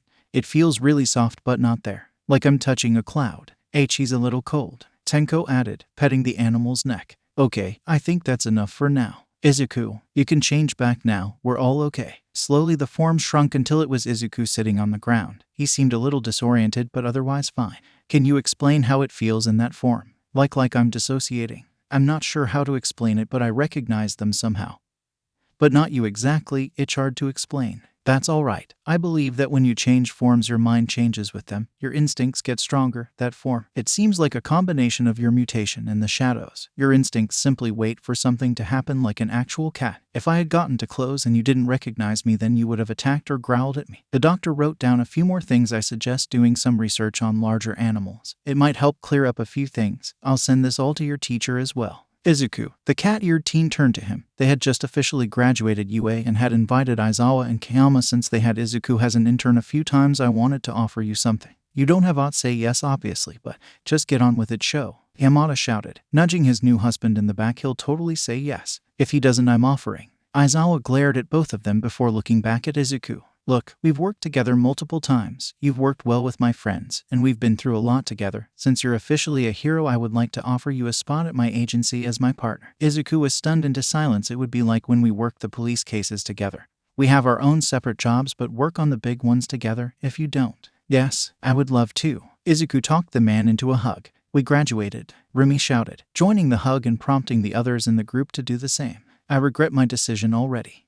And you boys have everything. You don't need help. Are you sure you got? Izuku cut his mom off with a chuckle, pulling the woman into a hug. Mom, we're moving across the street. I don't think it'll be a big deal if we forget something. I know, but you boys have gotten so big. And now you're independent. The woman began crying as Izuku tried to comfort her. Mom, it's okay. He rubbed her back. We'll still come visit every day and we'll watch the kids. Mama Kitty strikes again, huh? Talia came around the corner with Ray behind him. Swear you adopted them instead of Mama Inko. Shut up, Touchin. He glared at the other, who only shrugged. And even if we work a lot, you still have Ray and Mitsuki to help. Even Sakura said she'd visit often. I know, but I'll miss my boys so much. Inko sobbed harder as Tenko and Himiko joined in trying to calm her down. Don't worry, Inko. I'm sure we'll grow tired of Kitty and throw him back over the fence. Shadow came up and punched Talia in the Lego. Brat, don't be mean to Izuku. Don't be a brat, you little shit. House party. Rimi barged in with Ryuko behind her. Come on, assholes. Let's get this shit moved in. Fuck yeah. Katsuki Bakugo, do not use that fucking language. Oh god. Keigo groaned. It's gonna be a frat house with us 5. The best frat house on the block. Talia rolled over in bed and came face to face with his little brother, Himiko, Katsuki, and Tenko all standing there. We had a nightmare. How the fuck did you get in the house? Touchin, don't be rude. Izuku sat up and paused. Wait, how did you get in the house? Kaken, how did you leave your own? Shut up, Deku, and let us sleep here. Looks like another one. Tsukachi lowered the blanket covering the body. We got any idea? They have to have a blinding quirk of some kind. This doesn't make sense otherwise. Izuku's ears and tails all twitched as he thought their eyes are practically melted, but nothing else. Could be a concentrated acid. There was no chemical trace. Aizawa pointed out, I'm with the kid on this. I'm only 5 years younger than you. Only the eyes, and they said it looks like sun damage almost. Light-based quirk that blinds people. Alright, we'll bring that up and have someone build a profile. You two head out. Finally, bye, detective. As they went back to the agency, Izuku could tell something was up with Aizawa. The pro was more hunched than usual and kept looking to the other. Alright, Shosho. What is it? What's what? You want to say something? The pro sighed. I hate that you know that. Izuku only chuckled, taking a moment before changing into cat form and hiding in Aizawa's scarf. I also hate that you know this too. It's what makes us good partners. Now spill. I'm sure you already told Hisashi and Nimiri. Aizawa hummed. I did. He took a deep breath. This decision will affect our work, more specifically mine. But I've already prepared for that. Since you're my partner, though, it's important you know this. He looked to the cat. Nezu, as the principal, has offered me a teaching job as UA. He wants me to take over the hero course for him. Whoa, Izuku was surprised. He knew Nezu planned for more things for the school, but this would be a big change. That's amazing, Shosho. I'm so glad you took it. You're a great judge of character. I take everything back. Izuku threw the folder down in front of Aizawa. You've only been here for 2 years and you've expelled both classes. They didn't have potential. I think you raised his bar, Izuku. Kayama teased. He just wants another Izuku. What I want is for kids not to be so cocky and stupid. They got themselves expelled. Izuku sighed and sat down, spinning in the chair a bit. Can't argue there. I just hope when the others come you'll be more lenient. You don't want me to be lenient. True. They've all worked hard and deserve to be treated as such. Izuku pointed to one of the students' names, except some of them just annoyed. They shouldn't have been so rude to the other students then.